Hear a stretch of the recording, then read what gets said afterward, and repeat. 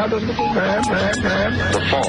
We believe that all men are created equal. To the magnificent mosaic that is America. From radio beacon to radio beacon. I have a dream. Change has come to America. Believe me. Knock, knock. Who's there? It's a figment of your imagination. Randi Rhodes Show. Turn up your mind. Take a look behind me. These dedicated Trump supporters out here lined up outside of the Amway Center. Again, a downpour came through just a few minutes ago. They are now soaked, but not going anywhere. Folks lining up since 5 a.m. Monday to witness President Trump kick off his 2020 re-election campaign in Orlando Tuesday evening. Trump tweeting 100,000 people have registered for tickets to the rally at the Amway Center, but the venue only holds 20,000. Ticketed supporters will be allowed in on a first-come, first-served basis. We know that there's going to be a lot of people here, so we decided to get here early, and we're just really excited to hopefully get really close as possible we can get to Trump. Supporters securing their spots in line with lawn chairs and tents. But Myra Galvez isn't planning to sleep outside. We're going to glamp because we're at a hotel. Her and her four sisters drove up from Miami, but got a hotel and are taking turns sitting in line. Oh, God, it's rally night in America, everybody. Hey. Wow, there's a lot of stuff. But, of course, tonight, all the oxygen will be sucked out of the room by another episode of Donald Trump's self-help crowd therapy. I mean, this is crazy. He waited until there were 250 people in line to tweet out that there were thousands of people in line. Oh, my God. So some of the people got there 42 hours before the rally. 42 hours before the rally. These rallies are made up of obsessed lunatics. I mean, what we have is about 30% of the country still supporting him, but those 30%, they support him 1,000%. So he thinks that, maybe they should vote multiple times, or maybe you should hold the vote at a Trump rally. I mean, it's just too bad that he's so stupid that he can't figure out a way for these people to vote multiple times. But I'm sure he's working on it. This is it looks like a Grateful Dead concert, except these people are not high on hallucinogens. They are high on Fox News, their own distorted view of reality. It's just so amazing. But, the President of the United States, there's nothing he loves more than his rallies. It's like therapy for him. I swear to God, it really is. It's like, he needs a crowd that responds, to everything that he says, true or not. And he responds, to uncontrollable praise and flattery and, being the center of attention. I mean, this president of ours, he's got the complexity of a poodle, but not your adorable poodle. I don't mean to insult your adorable poodle. He's like a giant orange, stupid poodle is what it is. And he just needs to mark his territory everywhere. And tonight, the reason why everybody's paying attention, this is his, I don't know how you tell the difference. How are we going to know? But this is a different rally. This is his re-election launch. Or as I like to call it, the Avoid Prosecution Tour. Thank you.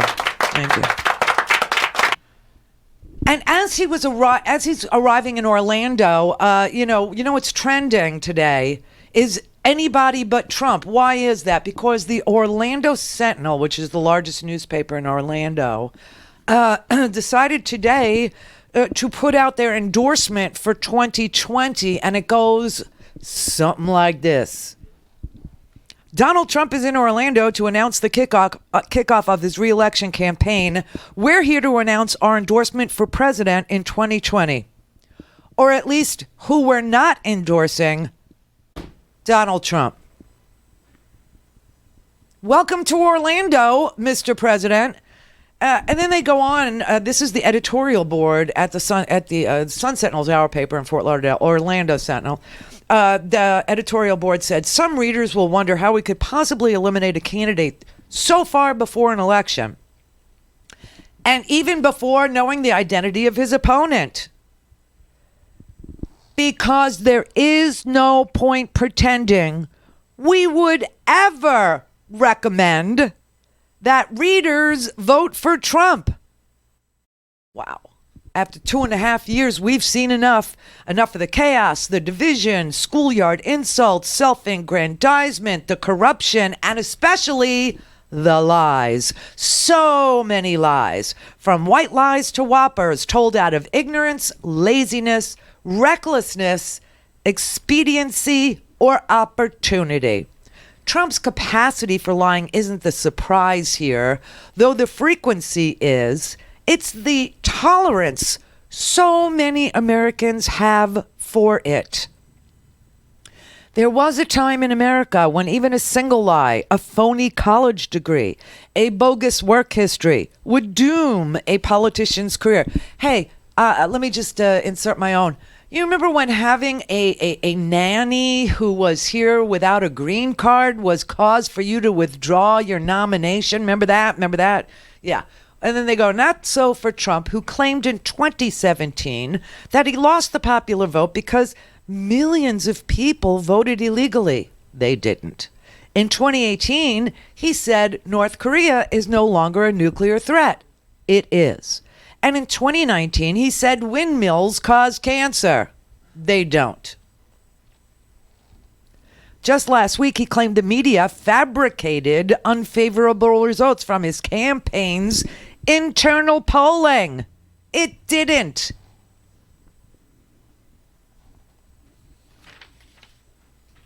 According to a Washington Post database, the president has tallied more than 10,000 lies since he took office. Trump's successful assault on truth is the great casualty of this presidency, followed closely by his war on decency. Trump insults political opponents and national heroes alike with middle school taunts. He demonstrates no capacity for empathy or remorse. He misuses his office to punish opponents, as when he recently called for a boycott of AT&T to get even with his least favorite media outlet, CNN. He tears down institutions, once airily suggesting the U.S. should try having a leader for life, as China now allows. He seems incapable of learning a lesson, telling an ABC interviewer last week, just 2 months after Robert Mueller's report on election interference was released, that he would accept dirt on an opponent from Russia or China. Trump has diminished our standing in the world. He reneges on deals, attacks allies, and embraces our enemies. This nation must never forget that humiliating public moment in Helsinki 2018, when the President of the United States chose to accept Vladimir Putin's denials of Russian interference in the 2016 election over the unanimous assessment of the American intelligence community. Such a betrayal by a U.S. president would have been the unforgivable political sin if we were in normal times.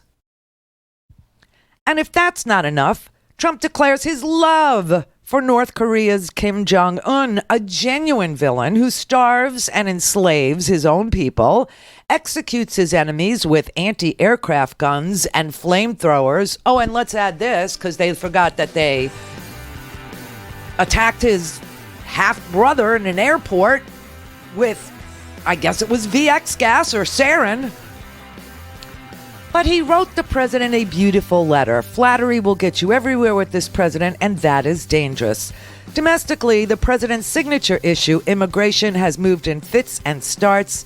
Happily, he abandoned pursuing an outright and unconstitutional ban on Muslims, instead restricting travel for people from a handful of nations, most of them majority Muslim. He's tried separating families, sending troops to the border, declaring a national emergency, and for all that, illegal border crossings are, as the president calls it himself, at crisis levels. It goes on. And the people of Orlando are lined up in the rain and heat.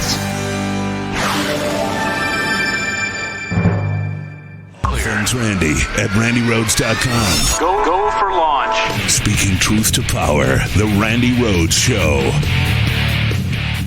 When you will see my financial statement at some point, I assume it's going to be released, you'll be very impressed with the job I've done. Much, much bigger, much better than anybody. They're after my financial statement. The Senate, they'd like to get my financial statement. At some point, I hope they get it. You're going to turn it over? No, at some point, I might. But at some point, I hope they get it because it's a fantastic financial statement. It's a fantastic financial statement. And let's do that over. He's coughing in the middle of my answer. Yeah, okay. I don't like that, you know? Your chief of staff. If you're going to cough, please leave the room. Oh, my God. And I'll come over here. You just can't. Just to change the shot. Okay. Sorry. Okay, do you want to do that a little differently then? Yeah, we just changed the angle. Okay. Yep. Oh, my God. So at some point, I look forward to, frankly, I'd like to have people see my financial statement because it's phenomenal. No, it's not up to me. It's up to lawyers. It's up to everything else. But they're asking for things that they should never be asking for, that they've never asked another president for. They want to go through every deal that I've ever done. What they're doing is a disgrace. What other presidents have turned over? They're trying to do step. They want to keep it going as long as possible to try and demean and hurt as much as possible so they can possibly win the presidential election. He is twisted, man. Twisted. So that was part of the George Stephanopoulos ABC interview that the White House is really upset about. This might explain why Sarah Sanders is leaving. They're upset with Sarah because she allowed George Stephanopoulos to have 30 hours of access to the president. Now, it isn't that we want his financial statements. It's that the American people want to see his taxes. So does the House. So does the Senate. Why do they want to see his taxes? They want to see his taxes because we're pretty sure that he doesn't pay very much, that he pays nothing. Because all of this stuff that we learned with these, financial reporters who went through 10-year-older, taxes, they learned that his father, left him, millions and millions and millions of dollars, and that he squandered it, and that the losses were what he was writing down for years and years, that he lost more money than any other businessman in America, and was taking those losses against his taxable income to the point where we don't think that he paid any taxes. But it's just Tony Schwartz who wrote The Art of the Deal. Donald Trump did not write The Art of the Deal, although he lies about it all the time. Tony Schwartz wrote The Art of the Deal, and he said the problem with Donald Trump is not just that he was rude to his chief of staff, Mick Mulvaney, not just that he's trying to manage everything that, because TV's all he cares about and, the way he looks is all he cares about. He said it was the number of lies that he told in that short little clip. The first is just do you want to do another take? No, the first is the number of lies he tells in a remarkably short period of time. This is all he does now. He lies all the time. Virtually nothing he says is true. Oh, my God. And so he's conjured a financial statement, a fictional thing that the Senate wants, that he wants to release, that the lawyers won't let him, that does not exist. None of it means anything. And the right thing for, starve this sucker. Just stop listening, ignore everything he says. You think that's right? I really do. I think he is... he has gone so far over. I mean, there was a point at which only about 20 or 30% of what he said was untrue. It's now 80 or 90%. Do you think it's gotten... one thing, I read the whole transcript today, so 40 pages, and one of the things that jumps out at you when you read the transcript is it's just constant repetition and a total failure to ever form a complex thought or even build an argument. You can say, look, here's why I didn't obstruct justice, 1, 2, 3. Can't do it. Can't. And I can't tell if this is someone who is choosing not to do it because he thinks repetition is more effective, or is incapable of doing it? He is 100% incapable of doing it. There is not one chance in hell that this guy could put together a coherent set of sentences. And when he's under pressure, and he's feeling under enormous pressure right now, what he does is he doubles down on what he always does. So he repeats, he obfuscates, he lies. When you think about Mick Mulvaney standing in that office as the chief of staff to the president of the United States, and he says, get out of this room because you coughed. What you know is to know Trump is to hate Trump. Oof. To know Trump is to hate Trump, meaning everybody who knows him deep down hates him completely. Wow. And that's true. You know that's true. And what really kills me is that the only, like I said, this rally tonight it looks like a Grateful Dead concert already, except for the fact that these people are not high on hallucinogens. They're high on an alternate reality. They live in a world of fake and false reporting. They live in a world that covers all the lies for this man who only cares about himself. I mean, I looked at the numbers in Florida because that's where this, re-election thing is going to kick off in Florida. And you just look at these people standing there, all the things he promised he would do. He said to Floridians, he said to everybody, he was going to lower drug prices. He was going to give us great health care. He was going to protect people with pre-existing conditions. He was going to create jobs. He would be the greatest jobs president in the history of the world. That the tax bill was going to benefit the middle class and the rich wouldn't make a dime off of it. Believe me. The rich aren't going to make any money. This is going to hurt Donald Trump. It's going to hurt him, cause him to pay more taxes. Here are the numbers, though. I mean, for starters, the Trump administration is currently in court trying to strike down the ACA. They're trying to sabotage the entire Affordable Care Act. You know how many Floridians would lose their health insurance if the entire Affordable Care Act was struck down? 7.8 million Floridians would lose any chance of coverage if pre-existing conditions and the protections for pre-existing conditions, meaning it doesn't matter if you have them or you don't, you have to get, they have to issue you a health care policy. 7.8 million people, including me and probably you, would now not have any health insurance that you could buy at any price. If he just flat out repealed it, Floridians would lose their health care. 1.6 million. The average premium increase for Florida families since he struck down the what do you call it? High risk corridor payments to the insurance companies. The average family now pays almost $3,000 more for their health care coverage. And they're going to cheer for him tonight. You know, this makes no sense to me. Then he said he'd be the greatest jobs president. Well, you know how many dollars we lost in overtime wages under this man? Because this administration has taken away the safeguards that ensure workers are paid overtime.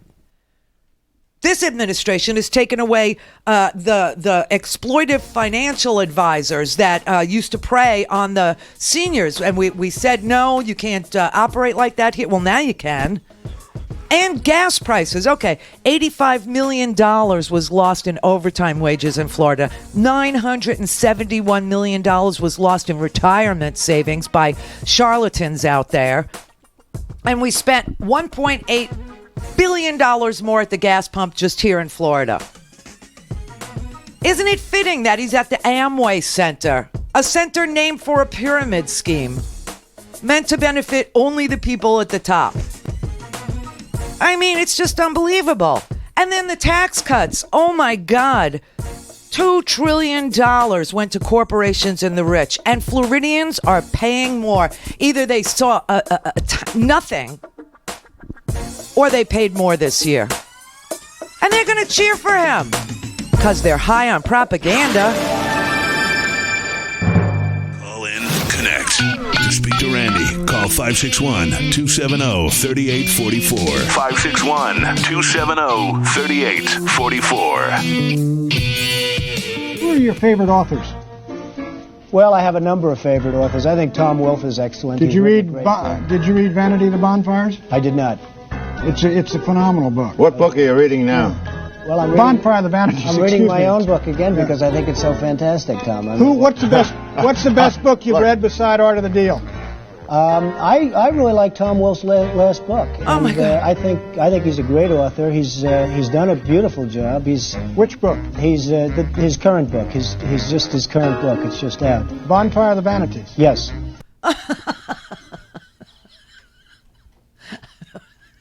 He just, there's something congenitally wrong with him, that he just feels this need to lie all the time because he's lazy. He doesn't do the work that people think he does. Oh, I love my book, Art of the Deal. Well, that's a lie because he didn't write it. Tony Schwartz did. And then he said, oh, I love Tom Wolfe's latest work. Well, you mean you just said you didn't read Bonfire of the Vanities? No, the latest one. Well, it's Bonfire of the Vanities. That's the one.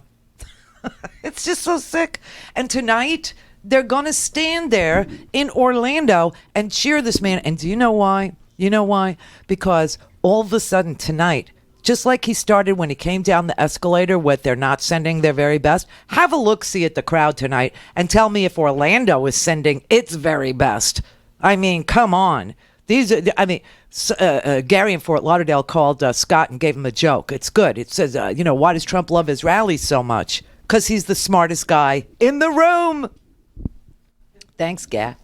But I mean, honest to God, that's the reason. And they're just sycophants. And they're going to sit there and cheer for him because he's going to announce tonight mass deportations. He's going to announce tonight that he's going to launch a massive deportation force that is going to go and get families.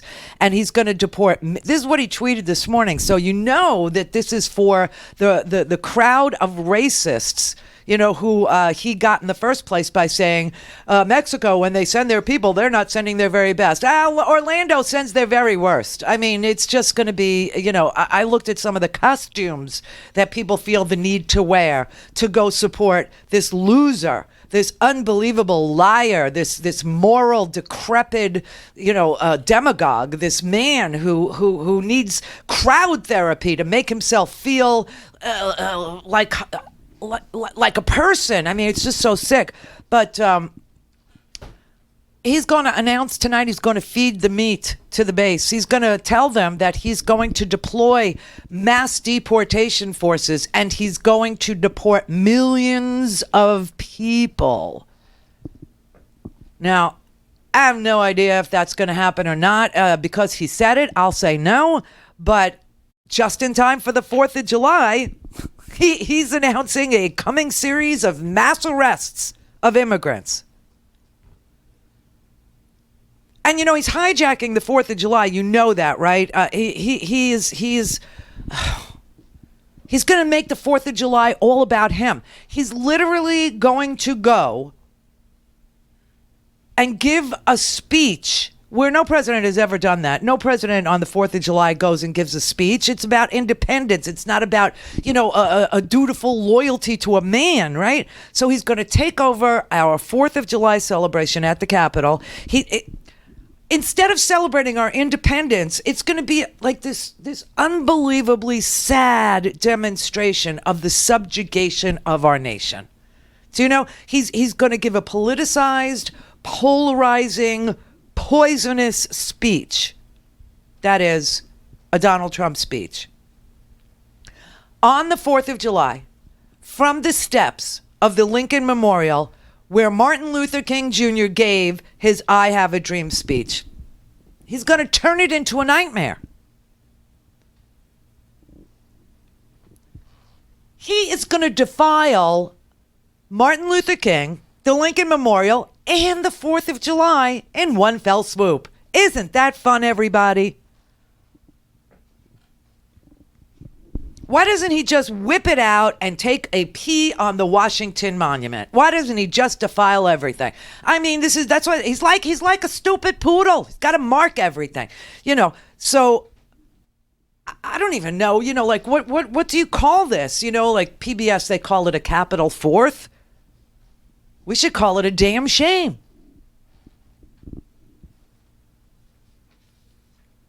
And he's going to announce these mass arrests, perhaps.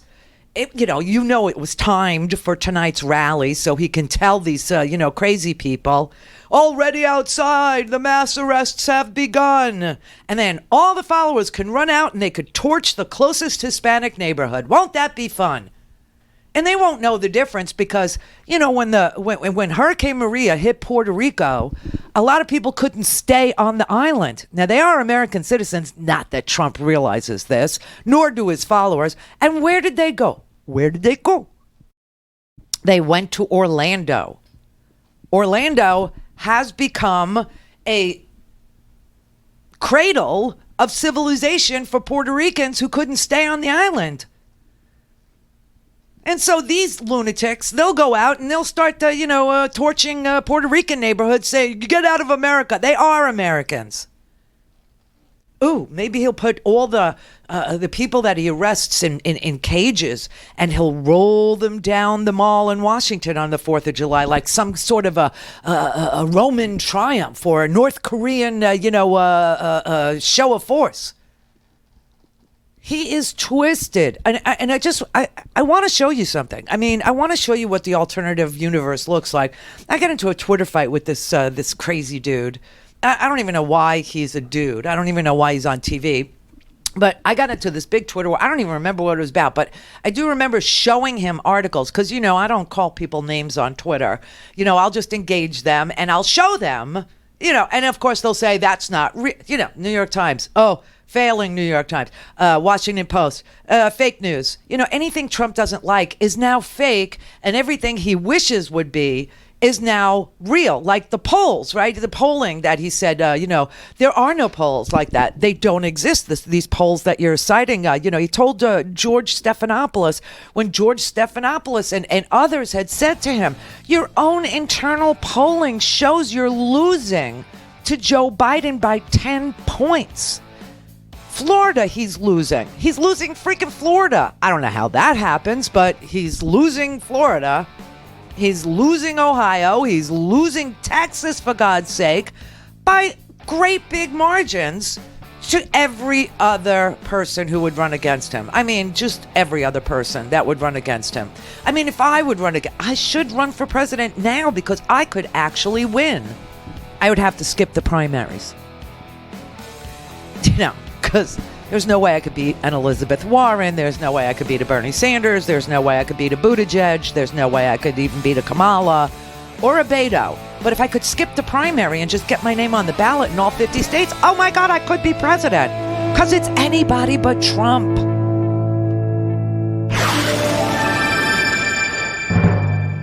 Randi Rhodes Show is live on RandiRhodes.com and the free Progressive Voices app for Android and iOS. Visit the App Store or ProgressiveVoices.com now. All right, so I want to show you something, okay? I want to show you this alternative universe that is Fox News. On Fox and Friends, which is a very bizarre cartoony sort of alternate reality morning show that the president just swears by. He just can't wake up without it.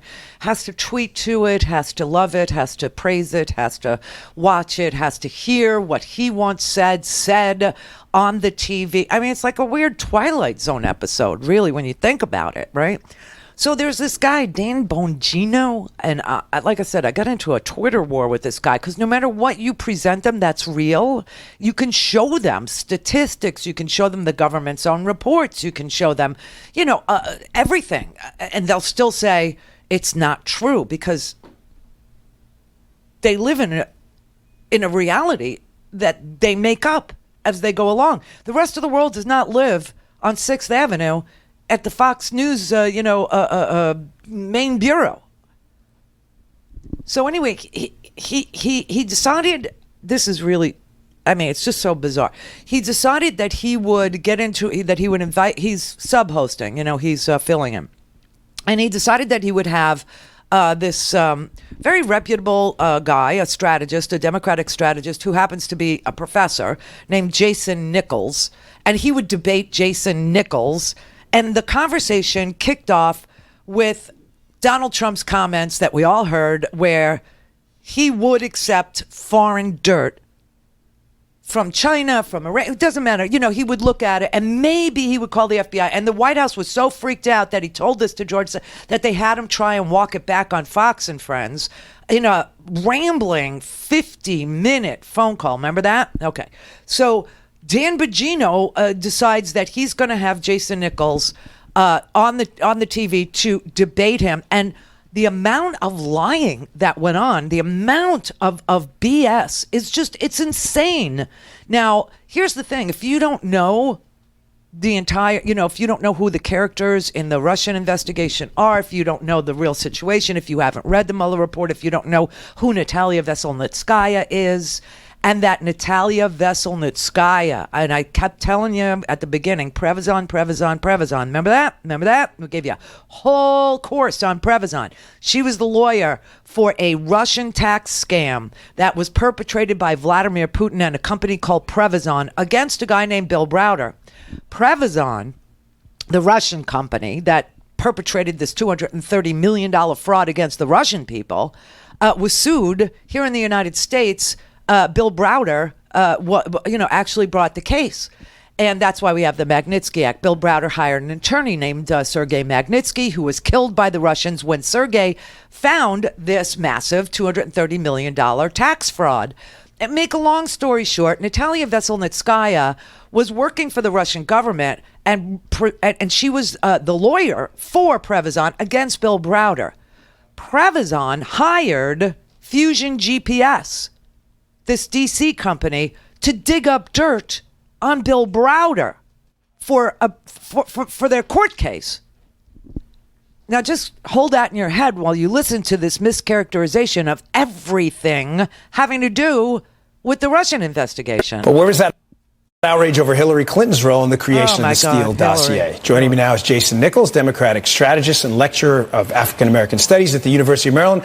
Jason, thanks for joining us. So, Jason, my first question here is, if you have a problem with foreign interference in elections, do you have a problem with Hillary Clinton paying a foreigner to obtain information from two Putin-connected Russian sources? Of course, a fact not open for dispute, but does that bother you as well? Not open for dispute. Well, again, I think that you are misinterpreting that completely. Dan, good morning. But I think you're absolutely incorrect about that. Number one, the Clinton campaign played a company called Fusion GPS, which is a U.S. company that happened to employ a British national by the name of Steele. So they did not hire Steele. Steele is not a representative They didn't. So of a Hillary foreign Clinton government. did not hire Steele. I'm trying to get, because that's entirely inaccurate. That's entirely inaccurate. Okay, let's go over this one more time. Paul Singer, who runs the Washington Free Beacon, he hired Fusion GPS. He did, to do dirt on Donald Trump. And once Donald Trump became the nominee, he stopped paying Fusion GPS. Coe Perkins, a law firm, decided to pay Glenn Simpson at Fusion GPS, which is a Washington, D.C. company that was founded by former Wall Street Journal journalist Glenn Simpson, who testified to Robert Mueller and whose testimony was released to the public so we could all read it. Glenn Simpson had the account because the account was opened by the Republicans to get dirt on Trump. And then Coe Perkins, a law firm that was working with the Clinton campaign, hired Fusion GPS. Glenn Simpson tasked a private citizen in the UK, Chris Steele, who was a former, didn't work for MI6 anymore, a former MI6 agent who was now in private life and offering his services to opposition research company Fusion GPS. He said, that's inaccurate. No, that's true. Campaign. So as long as you launder the money, it's okay? So as long as you launder the money to a law firm, it's okay? So the law firm was not laundering money. The law firm was engaged with a Washington, D.C. based company called Fusion GPS. Okay? Just trying to get your principles down on this. They went to a U.S. company, so it was not going so to if you pay a U.S. company to pay foreigners for Russian information, it's okay? It's not going to a hotel and having a meeting with the Russian lawyer, or it's not, picking up the phone and it's Vladimir Putin. Who went to a hotel with a meeting with a Russian lawyer? What? Of course, you know that Donald Trump Jr. actually did that, but you mean the Russian lawyer that works for the same company, Fusion GPS, paid for by Hillary?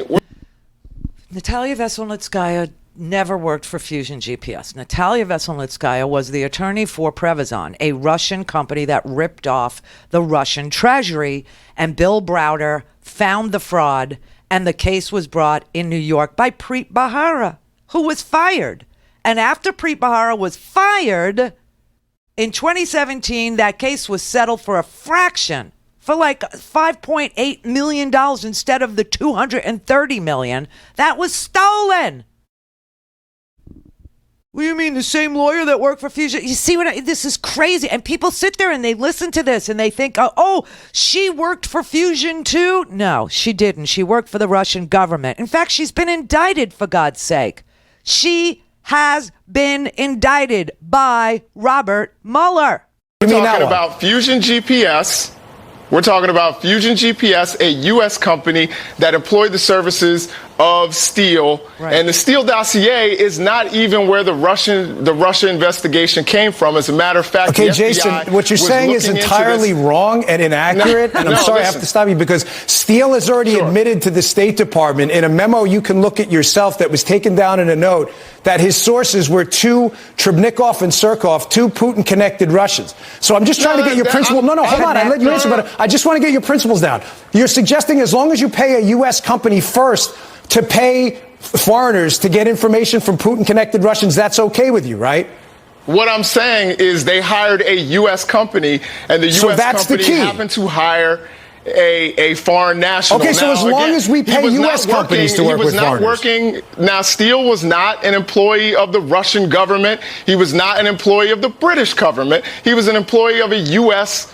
company. Right. And that's who the Clinton campaign hired. They did not hire Steele directly. Jason, I'm just trying to nail you down. A simple yes or no will suffice. I'm just asking you. Let's listen to what Donald Trump was saying. That's different. Hold on. Give me one moment here. Mm-hmm. What Donald Trump is talking about is completely different than that. He's saying if the Russians are on the phone and they have information, I'll take the call. And then I'll make a judgment call and see whether I call the FBI. Maybe. That is something that Christopher Wray has said is wrong, that the FEC has said is wrong. So Jason, I let you answer. That's great. You still didn't give me an answer on the other one, which I find odd. But so you're suggesting now, as long as the Russians call Donald Trump, even if the information is shady or inaccurate, like it was for Hillary's information, that they should investigate Hillary? So let me just give you a quick hypothetical. Again, a yes or no is fine here. If Donald Trump, hold on, Jason, hold on. Let me ask you, because you're not giving hard answers. As long as Donald Trump gets a call from Russians tomorrow saying Hillary robbed the bank, they should open an FBI investigation and not vet the information. Yes or no? The FBI investigation existed yes or no 7 weeks fine, before the Steele dossier. There's no reason, Dan, there's no reason to go into hypotheticals. You're not going to answer we can talk actual facts. Wow. What Donald Trump is talking about is accepting Russian intelligence officers hacked and stolen material on a campaign challenger. And the people that watch this stuff. Mary had a little man to fall. We believe that all men are created equal. To the magnificent mosaic that is America. From radio beacon to radio beacon. I have a dream today. Change has come to America. Believe it. Knock, knock. Who's there? It's a figment of your imagination. Randi Rhodes Show. Turn up your mind. A U.S. official tells CNN Iran used a surface-to-air missile to shoot down an American military drone in international airspace over the Strait of Hormuz. So let's bring in our Frederick Pleiken, who is monitoring this story from Tehran. What are you learning about this, Fred? Hi, Rosemary. Yeah, the Iranians actually came out with a statement fairly early in the morning today, and they claim that this drone was shot down as it was in Iranian airspace. So they say that it violated Iranian airspace, and that's why their air defenses were triggered, and that's how they shot down this drone. Now, they say that this happened in the southern part of Iran, indeed also where the strait, or just south of the Strait of Hormuz, and they say that this happened in the early morning hours of today. Now, of course, Rosemary, all this, of course, coming as these tensions between the United States and the Iranians continue to flare up after that tanker incident that took place in the Gulf of Oman last week, with the U.S. blaming the Iranians saying that it was not them. Wow. So that's what you probably woke up to this morning, or you've heard at your lunch hour, or whatever it is that you do. It is Thursday, so there must have been a shooting. There was in Allentown, 10 people injured in a bar called the Deja Vu, 2 o'clock in the morning. It looks like one person was targeted. and everybody, was in the hospital. And Roy Moore is running again for the Senate in Alabama. So it must be Thursday, is what I'm saying. And then this morning, obviously, we have, this report now that the Islamic Revolutionary Guard, the IRGC, the C stands for Corps, that they shot down a $22 million unmanned, unarmed American drone.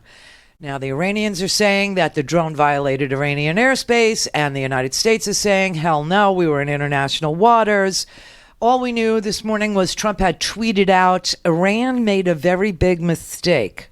But I think he means literally they made a mistake.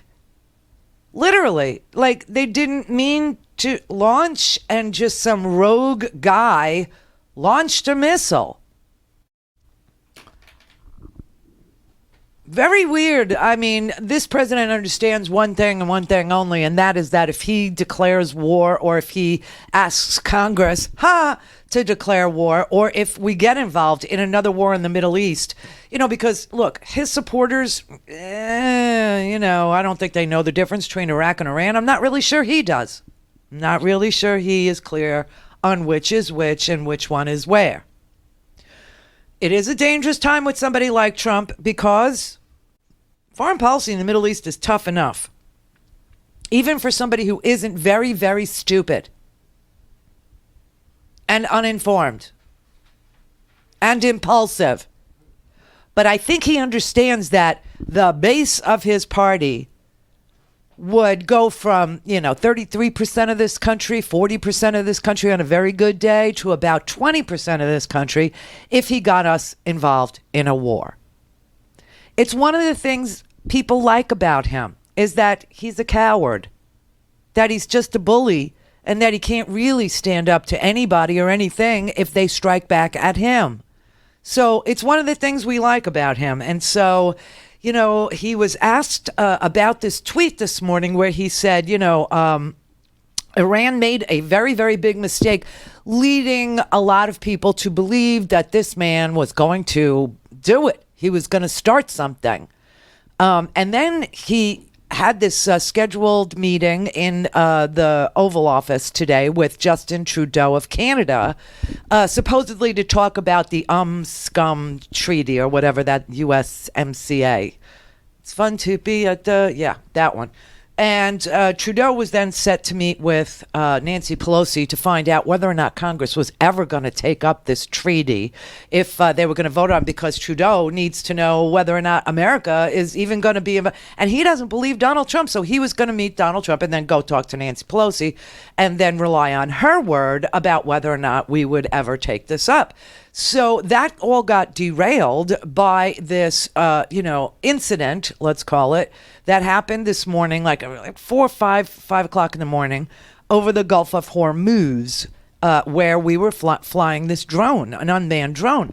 So today they met in the Oval, right? And of course the press showed up, and he was asked, about this tweet of his where he said Iran made a really, really big mistake. This drone was in international waters. Clearly, we have it all documented. It's documented scientifically, not just words. And they made a very bad mistake. How will you respond, Mr. President? How will you respond? You'll find out. Are you willing to make a war with Iran? You'll find out. You'll find out. I mean, obviously, we're not going to be talking too much about it. You're going to find out. They made a very big mistake. I would imagine it was a general or somebody that made a mistake in shooting that drone down. And fortunately, that drone was unarmed. It was there was no man in it. And it was over international waters, clearly over international waters, but we didn't have a man or woman in the drone. We had nobody in the drone. Are you still open? Would have made a big difference. Let me tell you, would have made a big, big difference. But I have a feeling, I may be wrong and I may be right, but I'm right a lot. I have a feeling that it was a mistake made by somebody that shouldn't have been doing what they did. See? I think they made a mistake. And I'm not just talking to the country made a mistake. I think that somebody under the command of that country made a big Are you mistake. still talking about Iran's leadership? Let's just see what happens. Let's see what happens. It's all going to work out. So he literally is going back to what he always does, where he excuses leadership because that would provoke, an actual necessity to respond in some way, right? And so he's gone back to type, and just like with Otto Warmbier, he said he didn't blame Kim Jong-un, just like when he spoke about the Prince of Saudi Arabia, and he said, he didn't know about Khashoggi, and I believe him. Just like that, this is what he's saying. He's saying that the Iranian, the Islamic Revolutionary Guard Corps, which is part of the Iranian government, didn't know that some rogue general, some what did he call him? Slippery, rogue general, pressed a button by mistake and shot down our $22 million unmanned unarmed drone. And of course, the Iranians are saying it was in Iranian airspace, and Donald Trump is saying, "Oh, we have science, and it was definitely, Wapner."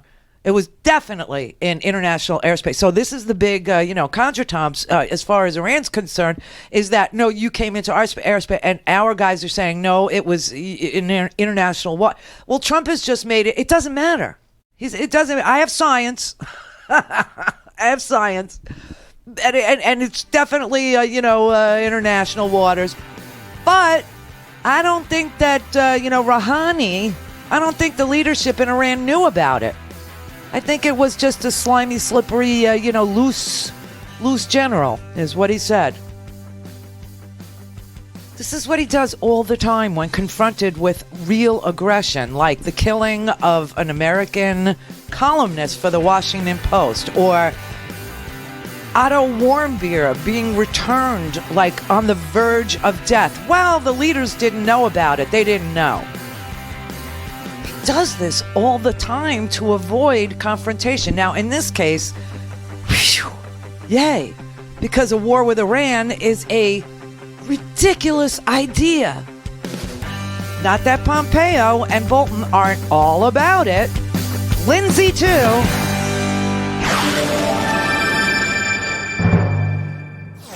All things Randi at RandiRhodes.com. Go for launch. Speaking truth to power, the Randi Rhodes Show. Let's see if you can see a pattern here. You have a personal relationship, and I believe Vice President Pence does, with the family of Otto Warmbier. I'm wondering, you've talked about this week's about Kim Jong-un being my friend. You called him on Twitter. You said you have a great relationship. Have you in Singapore or here confronted Kim Jong-un about Otto Warmbier's death? I have. Asked him to take responsibility. And what did he say to you? And why do you call him your friend? I have, and I have talked about it. And I really don't think it was in his interest at all. I know the Warmbier family very well. I think they're an incredible family. What happened is horrible. I really believe something very bad happened to him, and I don't think that the top leadership knew about it. And when they had to send him home, by the way, I got the prisoners back. I got the hostages back. And Otto was one of the hostages, but Otto came back in shape that was not even to be talked about. I thought it was horrible. Now, the others came back extremely healthy, but Otto came back in a condition that was just terrible. And I did speak about it, and I don't believe that he would have allowed that to happen. It just wasn't to his advantage to allow that to happen.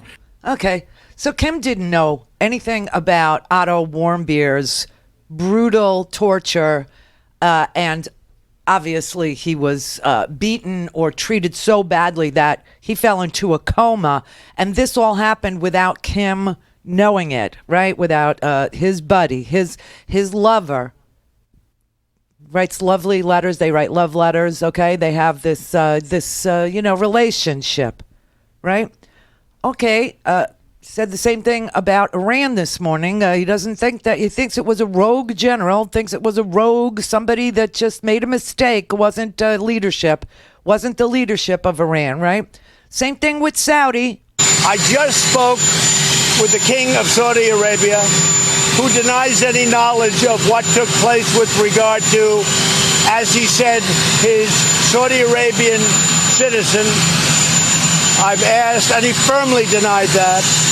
I've asked Secretary of State Mike Pompeo to immediately get on a plane, go to Saudi Arabia, go to other places if necessary, which he probably will. But with regard to this, go to Turkey if necessary. The king told me that Turkey and Saudi Arabia are working hand in hand very closely on getting to the bottom of what happened. So we'll see what happens. But okay, you get it, right? They didn't know. The Saudi prince didn't know. The Saudi king didn't know. Nobody knew. And as far as Iran goes, well, it was a big mistake, but he meant that literally. He meant literally that the leadership didn't know. The leadership did not know. A very big mistake. I would imagine it was a general or somebody that made a mistake in shooting that drone down. And fortunately, that drone was unarmed. It was not, there was no man in it, and it was over international waters, clearly over international waters, but we didn't have a man or woman in the drone. We had nobody in the drone. Are you still open? Would have made a big difference, let me tell you. Would have made a big, big difference. But I have a feeling, I may be wrong, and I may be right, but I'm right a lot. I have a feeling that it was a mistake made by somebody that shouldn't have been doing what they did. It was a mistake made by somebody who shouldn't be doing what they did. It was a rogue general. He actually called him a loose general. A loose general. This is what the president does. I mean, he creates all this chaos by pulling us out of the Iran deal. This is all a result of pulling us out of the Iran deal and then we violated the Iran deal. We're a signatory to the JCPOA. Okay, we are. And we unilaterally pulled out of the deal. We're the ones who are in violation of that deal, and we have been for more than a year. And then we slapped sanctions all over Iran after we violated an agreement that we signed with them and the rest of the world. And then we slapped sanctions on them for something they did not do. Our CIA, all said, a whole intelligence community said that Iran was in compliance with the JCPOA. And the United States decided to slap sanctions on them. And they actually said China, India, Japan, South Korea, Turkey cannot buy Iranian oil. And then they added sanctions on Iranian steel, aluminum, iron, and copper, it represents 50% of the GDP of Iran, all those things together. And the reason that was given for doing this, according to Mike Pompeo, was to make them strike out. We keep punching them in the face for a deal that we violated. And we keep on punching them in the face to provoke them as a pretext for America to strike them. This president, for whatever flaws he has, doesn't want to go to war. I don't think he knows how.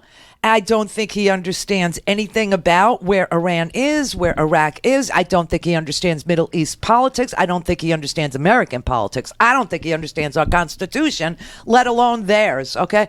And so he does this all the time. He creates this chaos. He tweets out very strongly and quickly, with regard to Kim Jong-un, fire and fury, and it will rain down upon ye. Remember that? Okay. And then he becomes friends with Kim Jong-un and declares victory. Does the same thing with Venezuela and then just never hear about it again. Did the same thing with Saudi Arabia. First presidential visit, goes to Saudi and then wants to sell them $8 billion worth of weapons. And the Saudis then are emboldened because they know this president is either blackmailable or beholden to them or terrified of war or whatever and doesn't know how to retaliate. And what do? They capture an American. He's not a citizen, but he was an American green card holder who wrote a column for the Washington Post, Jamal Khashoggi, and they literally, in the most brutal fashion, dismember him with a bone saw and dispose of his body in Turkey. And the president says, I don't think the king knew. I don't think the prince knew. I don't think anybody at the top knew. I don't think leadership knew. I don't think so. Yeah, well, you would be wrong. The UN special investigator has just released the findings of the first independent international inquiry into the murder of journalist Jamal Khashoggi at the Saudi consulate in Istanbul last October. CNN's Clarissa Ward is live in London with the breaking details. What does the report say, Clarissa? Well, Allison, there's a lot of details in this. The investigator is not pulling any punches. She says there is credible evidence that high-level Saudi officials, including the crown prince, were involved in ordering the premeditated murder of the slain journalist Jamal Khashoggi. Yeah, and you know what? She listened to 45 minutes of tapes, and we have the transcripts or portions of the transcripts of those tapes, and it is vile. It is disgusting.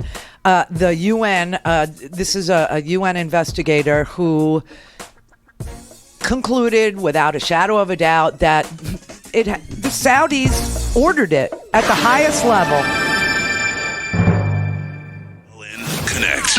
To speak to Randi, call 561-270-3844. 561-270-3844. Well, Allison, there's a lot of details in this. The investigator is not pulling any punches. She says there is credible evidence that high-level Saudi officials, including the crown prince, were involved in ordering the premeditated murder of the slain journalist Jamal Khashoggi. She recommends that there should be targeted sanctions against Saudi Arabia as a result. She says that the Saudis should be forced to pay reparations to the family of Jamal Khashoggi. And most importantly and interestingly, Allison, it appears she actually listened to the tapes, the famous tapes of the execution that took place in the Saudi consulate, which really punches a hole in this theory that the Saudis had tried to float, that essentially this was a rendition that had gone wrong. She says that 13 minutes before Jamal Khashoggi even enters the consulate, the forensic doctor who was part of the Saudi team of 15 starts talking about a dissection. He reportedly expresses hope that the dissection would be easy and goes on to comment that he had never cut something on the ground. He then goes into some lurid details I'm not even going to repeat about the torso being too heavy. And then another person in the group asks whether the sacrificial animal has arrived. That believed to be a reference to Khashoggi. Khashoggi then arrives. He's taken into another room. He's told to write a text message to his sons telling them he's coming back to Saudi Arabia. He refuses. He sees a syringe and says, "Are you going to drug me?" At which point there is a 7-minute struggle, during the course of which it is believed that he was asphyxiated with a plastic bag. Lurid and damning details. Yeah. And our president says, oh, well, they didn't know. They didn't know. And, well, I got news for you. Agnes Calamard, she is what they call the special rapporteur. She's a prosecutor for the UN's Office of the High Commissioner for Human Rights. She did a 5-month investigation into Khashoggi's death last fall. She went to the Saudi consulate in Istanbul. She was provided the tapes of his killing. And she concluded in her report, quote, Khashoggi has been the victim of a deliberate, premeditated execution, an extrajudicial killing for which the state of Saudi Arabia is responsible under international human rights law. The report says that the mission to execute Khashoggi required significant coordination, resources, and finance, and it adds that every expert consulted for the report found it, quote, inconceivable that an operation of this scale could be implemented without the Crown Prince being aware, at a minimum, that some sort of mission of a criminal nature directed at Mr. Khashoggi was being launched. Now, our own intelligence agencies here in the United States have already assessed that Prince bin Salman was responsible for ordering the death and dismemberment of Jamal Khashoggi. But, our president... No, he didn't know. I mean, it's just some rogue operation. Somebody made a big mistake. They literally made a mistake. They did something that the prince and the king of Saudi, they didn't know. I want to sell them $8 billion worth of weapons. Oh, Kim Jong-un, I love him. He writes me the most beautiful letters. I just love him. I love him so much. Well, what about Otto Warmbier? Oh, I don't think he knew. I think someone made a mistake with Otto because the others were okay. It was only Otto that was damaged. And what about Iran? Well, Iran, this is a stupid deal. I hate them. They're a bad country. They do bad things. Oh, somebody shot down one of our drones. Oh, I don't think that they knew. I think this was a rogue, loose general. I think this was unintentional. I don't think, that the leadership knew about it. Why does he keep doing this? Because this man has absolutely no grip on reality. He only knows what will benefit him, and he knows that if he gets us tangled up in retaliation for the murder of a journalist, that if he says anything about Kim Jong-un, he will be deprived of his imaginary Nobel Peace Prize for denuclearizing the Korean Peninsula, which ain't gonna happen with this guy. And all that he keeps doing is emboldening these dictators. Another dictator he loves is Duterte of the Philippines. Yesterday, if you look at the homework, go to RandiRhodes.com, and the homework, which we didn't get to yesterday, the biggest shipment, largest drug shipment was discovered in Philadelphia at their port. Okay, and this is like the third big giant bust of cocaine and fentanyl. And guess what? It's not coming over the Mexican border. No, it's coming from the Philippines by sea and into Philadelphia. But he wouldn't want to hold the Philippines responsible because he loves Duterte. He loves him. I mean, this is just a sick thing where if you flatter this president, you can do anything. You can kill people. You can have your fingerprints all over the murder weapon. You could have tapes. The tapes actually say... the tapes are just disgusting. Okay, right before Jamal Khashoggi arrives at the consulate in Istanbul, the Saudi consulate in Istanbul, Turkey, on October 2nd, 2018, you hear two members of the hit team, a guy named Mahir Abdulaziz Mutreb, who's an intelligence officer, and another guy named Salah Mohammed Tabaiji. He's the forensic guy. Okay, he's the medical examiner who's gonna, cut the guy up, right? And they're discussing how to dispose of the body.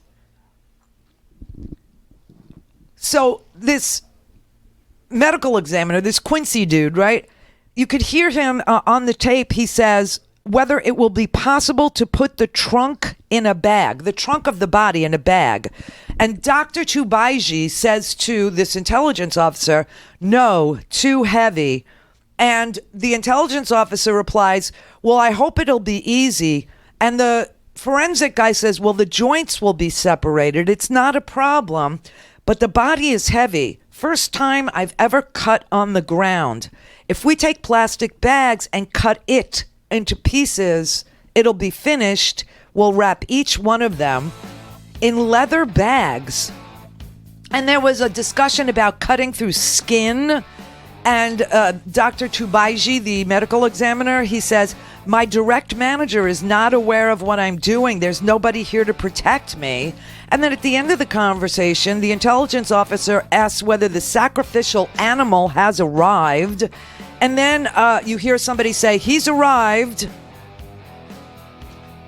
And then in the recordings, you can hear the final moments of Jamal Khashoggi's life, and you hear sounds of a struggle. And you hear the statements, did he sleep? He raises his head, somebody says. And the other guy goes, keep pushing. Push here. Don't remove your hand. Push it. Push it. And you hear sounds of movement and heavy panting. And they think it's the doctor who's wrestling with this guy, who's wrestling with Jamal Khashoggi, trying to kill him with a plastic bag. Randi Rhodes Show is live on RandiRhodes.com and the free Progressive Voices app for Android and iOS. Visit the App Store or ProgressiveVoices.com now. So here's what Iran needs to get ready for. Severe pain inside their country. That their capabilities pale in comparison to ours. We're not going to let them disrupt navigation of the seas, attack our allies and U.S. interests without paying a price. So if they're itching for a fight, they're going to get one. Asked Lindsey Graham today after hearing about the attack on one of our drones in the Gulf of Hormuz somewhere. He's all for it, and he's one of the ones that want to goad, it's the neocons conning the con man into a war that Donald Trump doesn't want to enter into because Donald Trump does not know anything except name calling. He doesn't know what his options are. He doesn't understand anything but tariffs and sanctions. He doesn't understand, what he could do to hold Iran accountable if it is indeed true that Iran came into international airspace and took out a drone of ours, a $22 million drone. This is not like, the kind you get on Amazon. This is like a serious piece of machinery. This is and the reason why it was deployed is to monitor the tanker things that are going on there, all the attacks on tankers. They've attacked a tanker that belonged to Saudi. They attacked a tanker that belonged to the UAE, Japan, Norway, right? But this is the first military to military thing that we've seen from Iran. And of course, this is all of our making. This is our freaking fault. It's been our fault. The condition of that place has been our fault since 1979. And it's our fault now, too, because after 8 long years, a nuclear agreement was signed by many, many, many, many countries, including us and Iran, and we unilaterally pulled out and then put massive sanctions on them, keep punching them and punching them in the face, making stupid mistakes in that region, which we've done forever. I mean, I know, that America has this self-conception of being a peace-loving nation, but the lovely truth is that we have attacked countries that do not threaten us over and over and over again. And the neocons want this. They want Iran served up on a platter, and they have for a really stinking long time. The only good thing about Donald Trump is he's too stupid and lazy. And so he'll sit there and he'll say, I don't think the leadership knew. I think it was a rogue general. I don't think Kim knew about Otto Warmbier, and I don't think the Saudis knew about Khashoggi. Now, all those things are untrue. Obviously, the Saudis ordered the killing of Jamal Khashoggi. They ordered him dismembered. They did. That's what the UN found out, and the FBI needs to actually prosecute the Saudi royal family. I mean, it is up to us now, right? And it doesn't have to be war, but this president does not and all he wants to do is sell weapons to the whole we don't even have a Secretary of Defense, okay? We just don't. It's just, so you know what Congress did yesterday? Congress, the House, not the Senate, because that's Mitch McConnell, and forget him. There's something wrong with that man. He is so devoted to this country, okay? He's another one with issues all his own. But the Democrats yesterday voted to repeal the 2001 authorization for use of military force, that thing that you always hear, the AUMF authorization to use military force. They repealed it yesterday. We've been fighting wars in that region under the authority that George W. Bush got after 9/11 for the last 18 years. We've been fighting all over the place under the authorization of the AUMF. And so yesterday, the House voted, well, they had hearings and then they voted. Ted Lieu asked the special representative to Iran whether or not the president thinks that he has to come to Congress in order to declare war in Iran. And this Brian Hook, I don't know who he is. He's some mid-level manager. He didn't want to answer the question. So under our Constitution, does the president have the power to declare war? I think this is a discussion. It's not a trick question. Again. Under our Constitution, does the president have the power to declare war? It's just a yes or no. We are okay. All right. Let me make it really easy for you. Under the Constitution, Congress has the power to declare war, correct? It's not a trick question, sir. Have you read the Constitution? We will do everything we are required to do. Mr. Hook, have you read the Constitution? I have read the Constitution. Okay. Under the Constitution, the framers gave Congress the power to declare war, correct? Just a yes or no. This is my understanding is that we're here to talk about Iran foreign policy, which I can do. Under the Constitution, the framers gave Congress on war powers. I believe we should have. All right, Mr. Chair, I'm going to stop this line of questioning. I'm going to submit the U.S. Constitution for the record. Oh my God. And that went on, with our representative from Florida as well. Is the administration preparing to tell Congress that it has the authority to launch military action against Iran because there is direct evidence of Iran having operational control over al-Qaeda? If the use of military force is necessary to defend U.S. national security interests, we will do everything that we are required to do with respect to congressional war powers, and we will comply with the law. I understand and I appreciate that. I would just ask again, is there, based on what I've laid out in the statements made by the Secretary and the National Security Advisor, do you believe that the administration could launch an attack against Iran under the 2001 AUMF?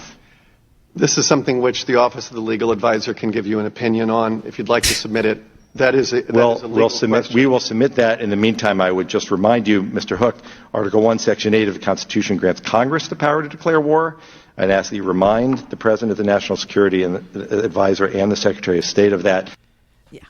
So that happened yesterday, and then they took a vote, and Congress repealed the AUMF, the authorization to use military force that Bush got after 9/11 to fight al-Qaeda and any related organization. That's how broadly that was worded. This is why people like me were just up in arms. I mean, we were just beside ourselves with this authorization. And so, we're sending 1,000 additional troops to the Middle East now to counter Iran. But you had the outgoing, the guy whose wife was beaten with a baseball bat by his son, Shanahan, the acting Secretary of Defense, he's gone, right? Now we got this new guy who's been a lobbyist for Raytheon for like 10 years. The Secretary of the Army, he's now Esper. He's now acting Secretary of Defense, or they're going to ask him to be acting. I don't know. We just don't have anybody in charge of anything to do with war, and yet you got Pompeo, who's goading Iran into war. You got Bolton, this national security advisor. The replacement for Michael Flynn is John Bolton, who has been wanting a war with Iran since I can remember. Since I can remember. And they're just goading and provoking and pushing and screaming at getting in there. And we're the ones that are in violation. And that's something I don't want anybody to forget. We are the ones that are in violation of the JCPOA, the agreement that says that Iran can sell their oil, Iran can sell their steel, Iran can sell their copper, Iran can sell their natural resources around the world as long as Iran does not enrich uranium and make any motion toward building a nuclear bomb. And everybody in our intelligence community has agreed that Iran is in compliance with the JCPOA.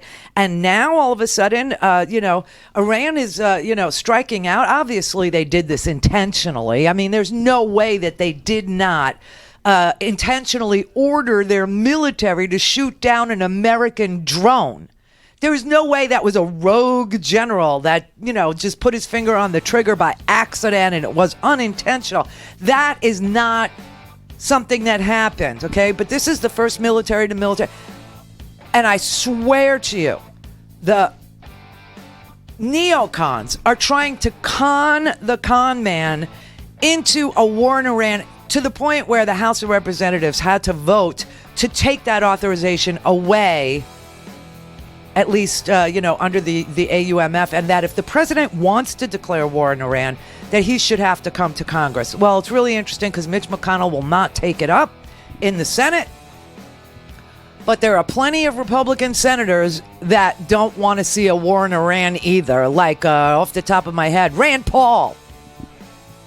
There are plenty that don't want a war with Iran because they know that we're the ones that violated the damn agreement. Trevor's. Mary had a little man. The fault. We believe that all men are created equal. To the magnificent mosaic that is America. From radio beacon to radio beacon. I have a dream today. Change has come to America. Believe me. Knock, knock. Who's there? It's a figment of your imagination. Randi Rhodes Show. Turn up your mind. Of all the images of heartbreak and chaos of human suffering at the US-Mexico border, there is one which seems likely to become a symbol of a humanitarian crisis which seems to get worse by the day. His name, according to the Salvadorian government, is Oscar Alberto Martinez. And that little girl lying next to him, her body tucked inside his shirt, her right arm around his neck, is Angie Valera, 2 years old, his daughter. They were found dead on Monday, face down on the Mexican side of the Rio Grande. They tried to cross the river on Sunday. A Mexican newspaper reports that Mr. Martinez had successfully crossed with his daughter, but as he went back for his wife, his little girl followed him into the water and both were swept away by a strong current. In what is a blatant example of a barn door closing way too late, El Salvador's foreign minister is urging others not to make the journey. That was that is an iconic picture. That should be the re-elect poster for Donald Trump's America. That should be really, when he says, whatever he's going to make, keep America great, that poster ought to be shown, under with his name. My God. And I don't know if you know that he's been ranting all morning. The president of the United States, he's going to the G20, but apparently the G20 is not what's on his mind. No, nothing is on his mind except for the fact that Mueller is going to testify in public, as you now know, right? On the 17th of July. They will do back-to-back hearings, first the Judiciary Committee, and then the Intelligence Committee. Now, I'm hoping that they will combine the committees and do one joint hearing instead of, monkeying around with, one and then the other. It would be great if they would do just one joint committee and they have the authority to combine and do that. And so we'll talk about that in a minute. But this photo was just like, it blew my mind. It's the super saddest thing. Oscar and Valeria. That is the name of the dad and the daughter. It was a photograph that was taken by Julia Leduc. She is a photojournalist. It was published in Mexico by a Mexican newspaper, La Jornada, and it clearly shows you shouldn't even have to ask for asylum if you are willing to do what they did. If he was willing to try to. And I don't know if you know the story, but the story is this is Trump's fault. The policies of this administration are so brutal and so ridiculous and so designed to inflict pain and to literally torture people. What happened here was really simple. They have this thing called metering. I've told you about this. So you go to the legal port of entry. You make it through whatever Northern Triangle, Central American country. Then you make it all the way through Mexico. Now you're at the U.S. border. Say you're in El Paso, okay? And so you want to make a claim of asylum. Well, instead of Border Patrol actually taking you and letting you make your claim of asylum, what they now do is meter these people. They give them, it's like being at the deli counter, okay? So you get to the deli counter and you take a number. And let's say you're number 103. And you look up, they're serving number 27. You gonna wait? Do you really need thin sliced American cheese that bad? And I mean thin. Do you? Oscar Mayer isn't good enough bologna. You got to get the Hebrew National and thin sliced. I want it thin. If you're number 27 and you have number 103, you're not waiting at the deli. Okay? You're not doing it. Well, what happened here is the same thing. This family, and it was a mom and a dad and their baby girl, 23 months old, this little kid was. And they were ready to present themselves to El Paso Border Patrol. This is what they do. They come and surrender themselves. They don't flee. They're not violent. They're not looking for any trouble. They just want to find a Border Patrol agent and turn themselves in. Well, he got metered, okay? And they were waiting and waiting and waiting 2 months. 2 months. And he finally understood that he had left El Salvador. This is one of the most brutal, disgusting countries that we screwed up so hard. Okay? You do understand this is just karma, right? That people are coming here from there. It's because of what we did there. Yeah.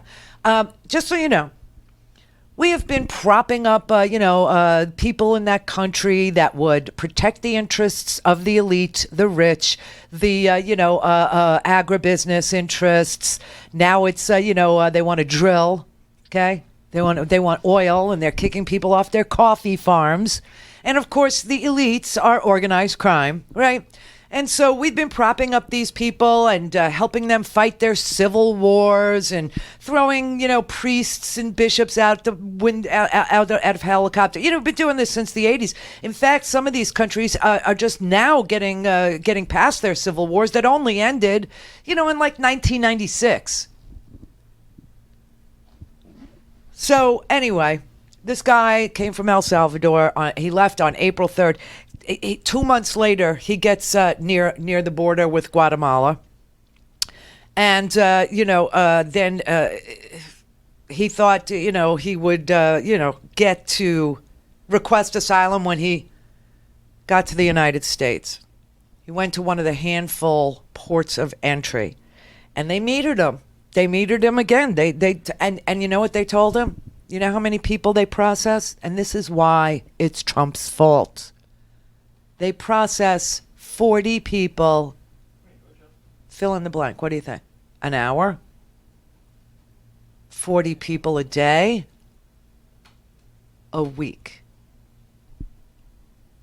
40 people a week in Matamoros, in Mexico, right on the border, okay? 40 people a week.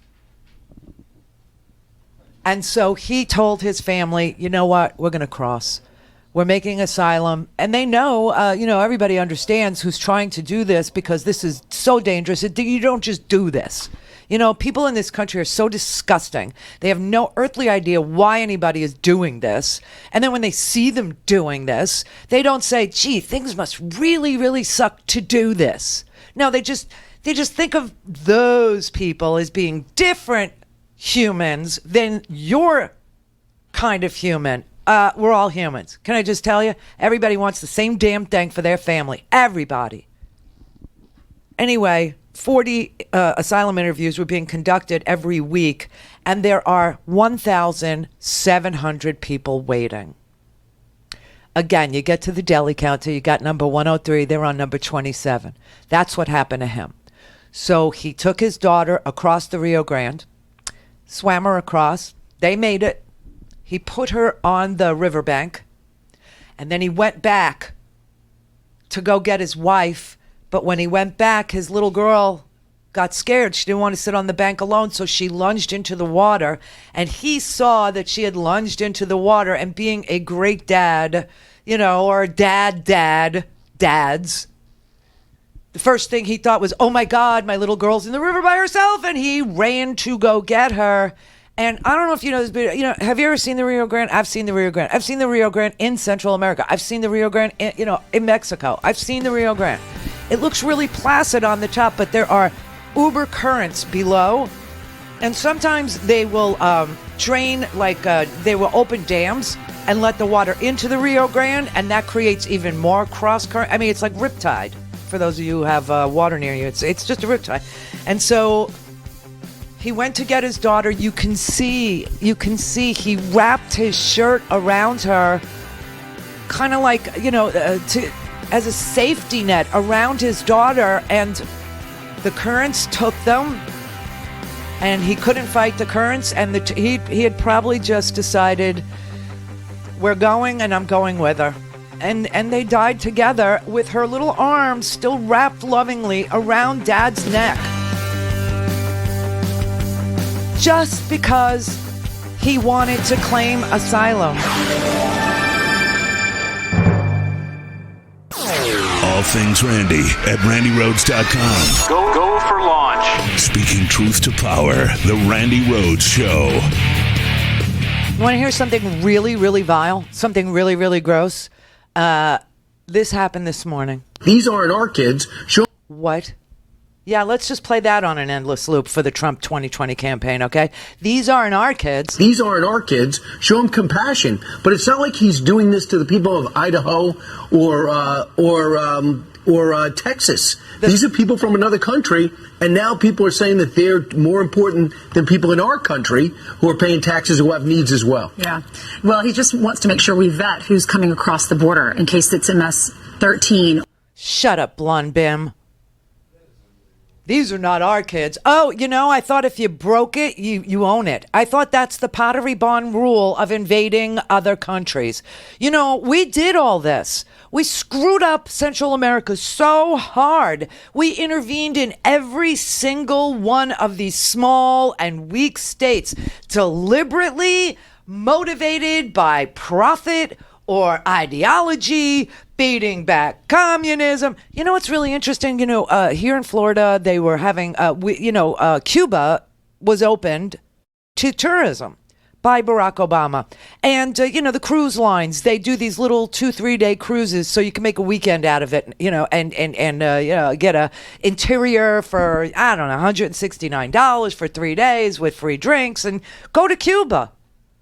Well, Trump reversed that policy. Can't go to Cuba because, he says we're fighting ideology over there. And guess what? The Russians just docked. Yeah, they just docked over there. So I guess there's something going on that we're not supposed to be able to see or know about. But this is the kind of stuff we did all over our hemisphere, our freaking hemisphere. We did this, okay? And so the destabilization of these countries started with Ronald Reagan. Another concern. Got to beat back commies. It's all commies. It's oligarchs is what it is, right? And they wanted to create the kind of political and economic conditions that exist in those countries today so that only the very elite would benefit from, land and would benefit from natural resources and, slave labor, basically. So, you got right now, the reason why people are leaving Guatemala, people own very small farms, really tiny little coffee farms for the most part, and they're being driven off their land to make it safe for agribusiness. Now, this happened all over Panama and Costa Rica and all over. It was United Fruit Company and AT&T and go watch The Godfather. And these were all mafia. It was all and we had a government that said, yeah, elites are good and the poor people, go to hell. And so that's why it's so hard sometimes for you to distinguish between the claims of, security and economic reasons for people migrating. But the men behind these land grabs, they are in those countries, they are the active or retired military officers who are deeply entrenched in organized crime. And when the communities fight back against the land grabbing, they're assassinated. They are killed. That's why people are in fear for their life. You have at least 24 community leaders in Guatemala who've been assassinated for defending small farmers' land. Okay? You can trace our intervention back to 1954 in Guatemala. They elected themselves a president, democratically elected, and the United States backed this guy, propped up the Guatemalan military, and the Guatemalan military just went ahead with impunity, with the blessing of the United States, and created a genocide against their native population. How they say, oh, well, some people don't even speak English? Yeah, that's because they speak Indian dialect, native languages, okay, Mayan languages. And so 200,000 people were killed in Guatemala. Up until 1996, they were being killed. 200,000 people being killed. The point was to root out anything that looked like a community was subverting the wishes of the elite. And they practiced a scorched earth policy against indigenous people there. And 200,000 of them were slaughtered in the United States. This whole thing was going on and the United States was looking the other way. And now you want to know why? Why people are fleeing from Guatemala? Salvador, they're also part of this, okay? They had a civil war, which the U.S. picked a side. In fact, we were the protagonist. We trained, we funded right-wing death squads there, all in the name of fighting the commies. All in the name of communism, must be, right? And the civil war in Salvador destroyed the entire economic base of that country and any sense or idea of a functioning democracy. It left a completely militarized society. Everybody had weapons of war. Everybody. And now these people are burrowed into the military, burrowed into the government, right? Now, MS-13, just for your information, was formed in L.A., California. And when we deported people from El Salvador, from LA, the young ones, they formed groups down there. We deported these MS-13 members and we stuck them into a militarized country that we militarized. What did you think was going to happen? And they didn't even know Salvador. They had never lived there. They barely knew it. Unintended consequences. Bad policy. Bad. Honduras, this is modern. I mean, this just happened in the last administration, gotta say. Honduras, they had a reformer as a president. His name was Zelaya. And the country's military seized, President Zelaya in 2009, and they flew him to Costa Rica. And there was a coup. And no one said jack crap about it. Hillary Clinton said that if we called it a coup, we would have to cut aid at the expense of the poor in Honduras. Now, apparently in the first edition of her memoir, Hard Choices, this is according to The Guardian, UK, the UK newspaper. They say that she admitted working with other Latin American governments to make sure that Manuel Zelaya never, ever returned to power in Honduras. Well, he had been trying to resolve the conflicts over the land that pitted the campesinos, the people who all, were working the land, and the agri-industry. And after the coup, the conflict was militarized. Hundreds of campesinos were murdered. Organized crime spread through the country's institutions. The murder rate soared there. And within 1 year, by 2010, Honduras was the most violent country in the world not actually at war. You think we had nothing to do with this? Think again, morons. These are not our kids. You broke it. We own it. That's a fact.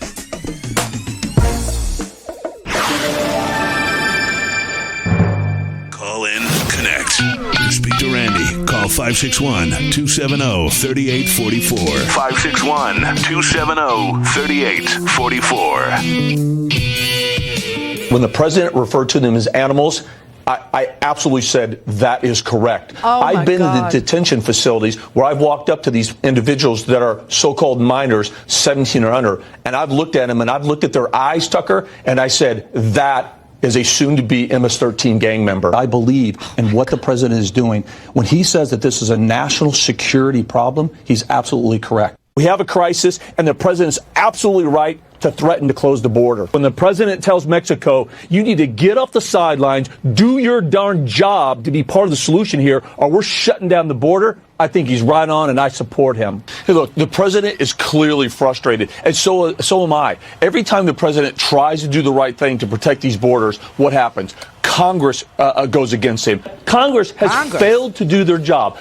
Make no mistake, they could have prevented this, and they failed to do so. And then every time this current administration tries to come up with an option, they shoot it down. Congress failed to secure and safeguard the borders of this country. They left this president no choice but to do what he did. He was right, and I'm glad that he did what he did today.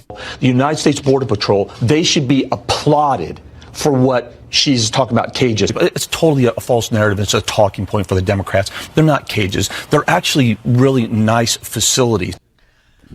That's Mark Morgan. That's Mark Morgan, who they just moved over to take the place of the outgoing, the last guy, Sanders. The last guy, Sanders, lasted 2 months. You know, we don't have a DHS secretary. You know that. All this is going on, and there is no one in charge of the store at all. I mean, the chaos inside this administration, the policies of prosecuting each and every person as a criminal for a civil violation, the process of charging people for claiming asylum, which is not illegal in anywhere. It doesn't matter if you're in the United States at the port of entry or if you come across the river. It doesn't matter. And these people, obviously, when you look at that, when you look at Oscar and you look at his 23-month-old baby girl, Valeria, dead, then you have to understand that that was the choice that they had to make. Either die there by gunfire, by a mob-controlled freaking government that's militarized to the eyeballs, who's stealing their land for agribusiness, who's stealing their little coffee farm for agribusiness or for petrol industries to start drilling. I mean, this is the sickest freaking... And to dehumanize people, calling them animals as if a person, a human, a Homo sapien is not human. That's Mark Morgan. He auditioned for that job just like Bill Barr auditioned for his job by writing a 15-page memo going, the president cannot be indicted ever. The president can't be.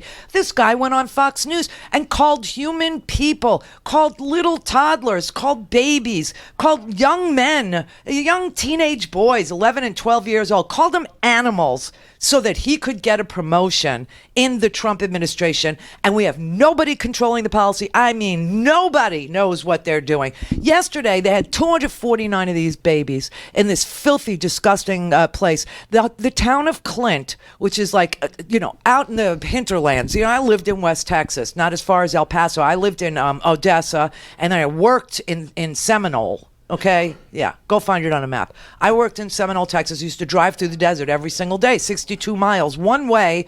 For my first radio job, my very first one was at a classic country station in Seminole, Texas, playing people's records I'd never heard of, but they thought it was funny because I had an accent, a New York guy. Whoa, won't that be fun? And I'm sitting there playing Furl and Husky records and doing tradio, okay, in a storefront in Seminole, Texas. But I do know the freaking desert, because I drove it every single day. Ain't nothing like a gas station fried burrito that you could get on Andrews Highway. Ooh, that's good stuff. I mean it. It's delicious. But these border towns have always been open, and they've always celebrated their own culture, and their own culture is a mix. It's a mix of Mexican culture and Texas culture. Tex-Mex. Hello. And then they started with this craziness with the border and the blah, blah, blah, and civil wars in Central America and all this crap. I mean, this is just insane. But they used to play volleyball, the Mexican side against the United States. I mean, it was like a real place. It was a real place. So this little town of Clint has 1,000 people living in it. It's like Seminole. Tiny, tiny little town, okay? And the people of Clint are literally beside themselves, weeping, knowing what's going on with these kids. So yesterday, after the lawyers were court-ordered, that's who those lawyers were. They were court-ordered lawyers who, under Sabra and other judges' orders, were charged with inspecting these places. And they didn't even know about this one. But someone tipped them off, so they said, all right, let's just go and see. And they were like, what? And this is where they found no showers. This is where they found dirty premature babies with a 17-year-old mother who had a botched C-section in Mexico and still made it here. Well, you think people do it because they love you? They do it because this is the only choice they have to live. So she had a botched cesarean. She was in a wheelchair. She couldn't stand it. She's trying to take care of a premature baby, and they won't even give her soap. This is disgusting. And they're sitting on fire. These are not our kids. And they don't, these aren't cages. These are very, very nice. They're very, very, very nice. They're not cages. They're not cages. They're in huge warehouses because they're all overwhelmed. So they want to divide the kids from the adults for obvious reasons, especially when they come over unaccompanied. So what you can't build a plaster wall or get sheetrock. So what they do instantly, because this is an ongoing crisis, is put dividers up. You could be sensationalistic and say that, but why don't you put on the uniform and be Border Patrol and then try to come up with a solution with that, by the way, without being properly funded? Yeah, all right, let's do that. Let's put on our Border Patrol hats, everybody. Okay, let's just do that right now. Right now, okay? You're a Border Patrol agent. Guess what you know? In the summer months, more death. Number one, you see the metering of asylum seekers? Well, as a Border Patrol agent, you're going to know that asylum seekers who are metered and made to wait months at a clip with their little babies and no way to feed them because there's no work for them, there's no shelter for them, there's no nothing for them, okay, who are crossing the mountains, the Sonoran Desert, swimming in the rivers, trying to turn themselves over to me, the Border Patrol agent, to process my asylum claim. But I'm metering them. I'm telling them we're only doing 40 cases a week and there's 1,700 people ahead of you. And you know that asylum isn't a crime. And yet I'm a Border Patrol agent and I'm going to lock them up or push them away from the port or send them out to the more dangerous terrain. Oh, please, you're just as guilty.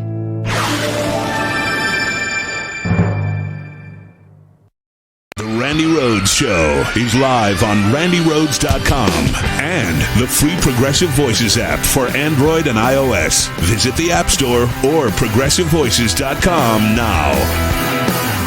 All right, so Crazy Pants was asked today about the picture of dead Oscar and the 23-year-old little baby named Valeria. It's the Democrats' fault. This man takes no responsibility for any of his policies. None whatsoever, okay? And let me tell you something. Every Border Patrol person knows that metering asylum seekers is forcing desperate families. And just the mere photo of Oscar and Valeria shows you that they are resorting to this kind of dangerous act. That just shows you how credible their fear is and that there really is a valid claim for asylum. Just the fact that they're doing this is credible fear of staying there, okay? So, every Border Patrol agent knows there is nothing illegal about seeking asylum. And so any border agent who turns somebody over for a processing to law enforcement, to puts them in a jail situation, or meters them, or says that we're only doing 40 a week or something like that, and forcing them to stay in these dangerous cities, or listen, I tell you, Mexico, they are kidnapping people. They are doing women. This man, Crazy Pants, says it's the Democrats' fault. It's not his fault. None of this is his fault. The fact that his Homeland Security Agency has nobody at the head of it, Border Patrol has nobody at the head of it, the whole he has destroyed everything having to do with processing asylum seekers and or people coming through the legal ports of entry. He has messed up all these agencies, all of them, and he cannot attract any talented people to come and retain talented people to stay. And so this is why we're where we're at. If they fixed the laws, you wouldn't have that. People are coming up. They're running through the Rio Grande. It can be a very rough river of sorts. I mean, there are times. Nothing. when going across the Rio Grande is very, very dangerous, depending on the time of year and the conditions and the rapidity of the water. What? And we know that. And we have many, many guards there. But people go through the guards. If we had the right laws that the Democrats are not letting us have, those people, they wouldn't be coming up. They wouldn't be trying. But it's very important. They can change it very easily so people don't come up and people won't get killed. Women are being raped on the journey up. You have these caravans. Women are being raped. And one of the terrible things, children are actually being brought into slavedom. If you look at what's happening, the cartels and the coyotes, they're getting rich because the Democrats refuse to change the loopholes. In 1 hour, we could have it done. They want to have open borders, and open borders mean crime. And open borders mean people drowning in the rivers. And it's a very dangerous thing. I hate it. And I know it could stop immediately if the Democrats change the law. They have to change the laws.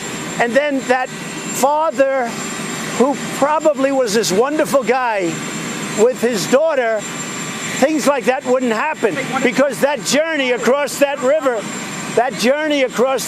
is a very dangerous journey. That's a very, very dangerous journey. And we don't think, and by the way, just so you understand, many other things happen.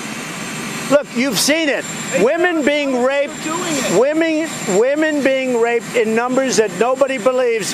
In Bergdorf Goodman's dressing room. Why don't I mean, see, this is why I'm not part of the White House press corps, because I would not be able to resist talking about women being raped in big numbers. You tend to rape them, in big numbers. In Bergdorf's dressing room. Anyway, listen, it's his policies and his lack of organization. It is such a disorganized mess. The people in Clint, Texas know this because they tried to take those kids out of the Clint, Texas metal warehouse in the middle of the freaking West Texas desert. They tried to take these dirty, sick children out, and they ended up bringing them right back because it's so disorganized. Now, I got to tell you, it's this metering thing, the idea of building a wall. You know what that does? You know what a wall does? It forces people who are fleeing for their lives to take the more dangerous routes. That's what it does. He's not building anything. He's just putting up, he's taking down old fence and putting up new fence and declaring victory. But it's his policies, the metering policy and the putting of the 6,000, untrained Mexican National Guard that are brand new. I mean, they never had a National Guard in Mexico. They're militarizing Mexico too now. And, they're tasking, a National Guard that was supposed to work against organized crime. That's why, AMLO, Obrador, the new president down there, decided to create a brand new National Guard to fight organized crime. And instead, he's putting them down on the border with Guatemala. And these guys have no training. And guess what's going to happen? Yeah, graft. Some people who do have a couple of bucks, they'll pay off these Mexican, National Guardsmen who make nothing. Or they'll have to go into more dangerous territory, find another route. And that's what will happen, because when you're fleeing for your life, you don't give a damn.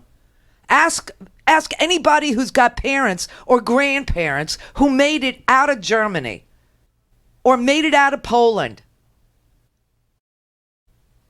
or made it out of Romania or Belarus.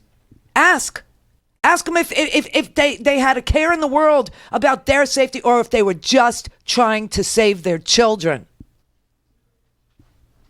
Now, if you're a Border Patrol agent and your supervisory Border Patrol agent orders you to put 350 human beings into a cell meant to hold 75 with only one toilet, and they're under the age of 17, you know that you're violating policy. You know you're endangering the health of those who are under your care. If your field operations supervisor says throw away all their belongings, get rid of their medicine, you know that those people in your care, in your custody, are going to die. If the Border Patrol agent in charge of your station orders you to dump contaminated water or use contaminated water in the holding cells, you know you are breaking the law. And when the president of the United States orders you to put asylum seekers on a bus to be shipped to a concentration camp in freaking Florida on an old military base so that they will be hidden from the public and the press, you know this isn't going to end well. Don't tell me, oh, put yourself in the Border Patrol situation, because I'll do it. Elizabeth Warren came to Homestead today. You know, tonight's the big debate. She went to Homestead and they wouldn't let her. This is a United States senator. It's a private, unlicensed facility. You know, you have two competing bills, one in the House to give humanitarian aid and the other one in the Senate that actually allows the rules of the Flores settlement to be thrown out the window so that unlicensed places like this private place in Homestead, an old Air Force base, can be used to warehouse ever more children. Okay, so she went down there. They wouldn't let her in. So she climbed up a ladder, and she did it.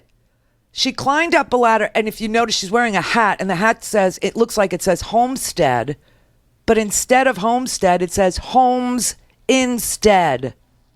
She's very smart. There they go. She's waving on a ladder. The cameras are facing the wrong direction. Thank you. These children did not commit a crime. They turned them off. These children pose no threat to people here in the United States of America, and yet they are locked up for weeks, for months, because our government is following a policy of inflicting maximum pain on families that flee here trying to build a better life. Seriously, dude. And when you know, the numbers on the border, we only have last year's numbers. We don't have this year's numbers yet. But I know about 250 people died trying to get across the border. You know, so isn't that in anybody's mind a credible piece of evidence that would show credible fear if you stayed where you were?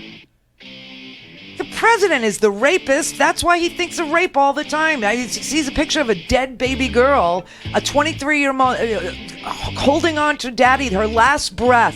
Her last breath was taken with her arm wrapped around her daddy's neck and her daddy holding her in a shirt that he made into like a little kangaroo pouch to keep her close. And he says, it's the Democrats' fault. It's because of his policies of metering. That's number one. No judges at the border. 40 people processed each week. And he does it so he can point at thousands of people built up instead of being processed properly and having their claims of asylum heard promptly and not prosecuting them. That's ninja debating. That's super... And then, you know, you had Hickenlooper did okay. You had a whole bunch of good stuff there. The fault. We believe that all men are created equal. To the magnificent mosaic that is America. From radio beacon to radio beacon. I have a dream today. Change has come to America. Believe it. Knock, knock. Who's there? It's a figment of your imagination. Randi Rhodes Show. Turn up your mind. The police force in South Bend is now 6% black in a city that is 26% black. Why has that not improved over your 2 terms as mayor? Because I couldn't get it done. My community is in anguish right now because of an officer-involved shooting. A black man, Eric Logan, killed by a white officer. And I'm not allowed to take sides until the investigation comes back. The officer said he was attacked with a knife, but he didn't have his body camera on. It's a mess, and we're hurting. And I could walk you through all of the things that we have done as a community, all of the steps that we took from bias training to de-escalation, but it didn't save the life of Eric Logan. And when I look into his mother's eyes, I have to face the fact that nothing that I say will bring him back. This is an issue that is facing our community and so many communities around the country. And until we move policing out from the shadow of systemic racism, whatever this particular incident teaches us, we will be left with the bigger problem of the fact that there's a wall of mistrust put up one racist act at a time, not just from what's happened in the past, but from what's happening around the country in the present. It threatens the well-being of every community. And I am determined to bring about a day when a white person driving a vehicle and a black person driving a vehicle, when they see a police officer approaching, feels the exact same thing, a feeling not of fear, but of safety. I am determined to bring that day about. So that's kind of what you would expect a polished politician like Joe Biden to have said. He could have said, you should, I made mistakes. I compromised on issues of race. Could have said that. See, because this is what happens when you compromise on basic human dignity. This is what happens when you compromise on basic human rights. That it just is the gift that keeps on giving. Why do we have police officers that are ate up with racism? Why do we have that? Because we've compromised the discussion and the institutionalization of racism, and Joe Biden was part of that. He was part of that, and he won't admit that he was part of that. And if he did admit it last night, it might have been a better tack than saying, I have this great record on civil rights and, I'm sorry, but there are issues, and this is why progressives are progressives, because we understand that you don't compromise on issues of dignity, on issues of race, on issues about health care, and that it is a basic human right. That's why, you ever notice when you write somebody a birthday card, you always wish them another year of health and happiness? Yeah, because, without health, there is no chance at happiness. It is a basic human right. Political dollars, money being shoved into politics. That's what makes it impossible for people to not compromise on issues of healthcare, on issues of institutionalized racism. And that is why we still have this problem about the way we treat the most vulnerable humans on this planet, children, in our custody. That's why progressives are correct. No matter what kind of swill and fear and hate the other side is trying to sell you, or, and that stuff sells because, in the end, don't you think that living life is all about conquering your fear? Don't you think that that's the purpose? Is to conquer your fear so that maybe in your next life or when you go to be an angel or wherever you think you go, you will be fearless, which is a gift.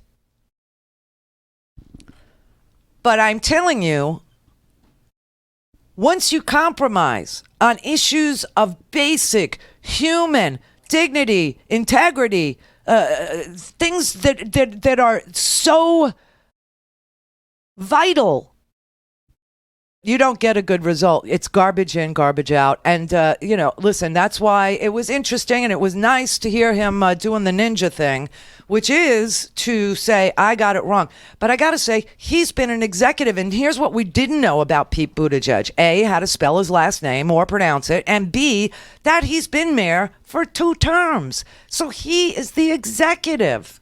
And if he couldn't get it done as the executive, what makes you think he's going to be able to get it done as the executive of the United States of America? Maybe because he's humbled by the experience. That could be a good explanation for why you think he'll do better. But I have to say, if looks could kill, Swalwell, I got to say this. Swalwell, he's a congressman. He should be a congressman. Maybe he should just be nothing but a congressman for a few more years because he comes off.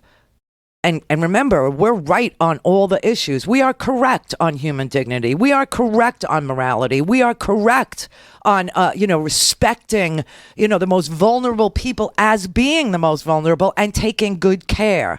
If we're going to keep them in our custody, right? Which is a whole separate conversation. The if. But Swalwell, for some reason, and this is, again, this is my opinion, if you want to chime in, by all means, Swalwell seems to me, even though he's on the right side of things, to be very smarmy. He seems to me to be very insincere. And that's hard to do when the issues and the truth is on your side. And you got to look at this. I mean, this was just unbelievable. I think that the question they're asking in South Bend, I think in cities across the country, is why has it taken so long? We had a shooting when I first became mayor 10 years before Ferguson. And the community came together and we created an Office of the Independent Monitor, a Civilian Oversight Commission. We diversified the police force in 2 years. We actually did de-escalation training. I think the real question that America should be asking is why 5 years after Ferguson, every city doesn't have this level of police accountability. Governor Hickenlooper, thank you. I got to respond to that. Look, we've taken so many steps toward police accountability that, the FOP just denounced me for too much accountability. We're obviously not there yet. And I accept responsibility for that because I'm in charge. Policy, you should fire the chief. So under Indiana law, this will be investigated, and there will be accountability for the officer involved. But you're the mayor. You should fire the chief if that's the policy and someone died. All of these issues are extreme. Look at that. If looks could kill. Look at that look on Buttigieg's face. Oh, my God. If looks could kill, Swalwell would have, just spontaneously combusted on that stage. And that was a smarmy shot, and there was no reason for him to do it. You know why? Because at least Buttigieg is admitting that as an executive, he failed, which is great for us to know. Now, make what you want of it and put it in your permanent Rolodex when you're voting in the primary. But that was a much more, the words like integrous, right? That is an answer that had much more integrity, much more self-awareness than we got from Biden's answers on things that he had done. So, and I will say Buttigieg scored pretty big time on the immigration issue in this way, okay? He talked about family separation in a way that was very unique to his experience. The Republican Party likes to cloak itself in the language of religion. Now, our party doesn't talk about that as much, largely for a very good reason, which was we are committed to the separation of church and state, and we stand for people of any religion and people of no religion. But we should call out hypocrisy when we see it. And for a party that associates itself with Christianity, to say that it is okay to suggest that God would smile on the division of families at the hands of federal agents, that God would condone putting children in cages, has lost all claim to ever use religious language again. Vice President. Well said, Mayor Pete. See, he has some qualities that are really valuable on this stage, in this arena. Very valuable. All things Randi at RandiRhodes.com. Go for launch. Speaking truth to power, the Randi Rhodes Show. Senator Harris, last month, more than 130,000 migrants were apprehended at the southern border. Many of them are being detained, including small children, in private detention centers in Florida and throughout our country. Most of the candidates on this stage say the conditions at these facilities are abhorrent. On January 20th, 2021, if you are president, what specifically would you do with the thousands of people who try to reach the United States every day and want a better life through asylum?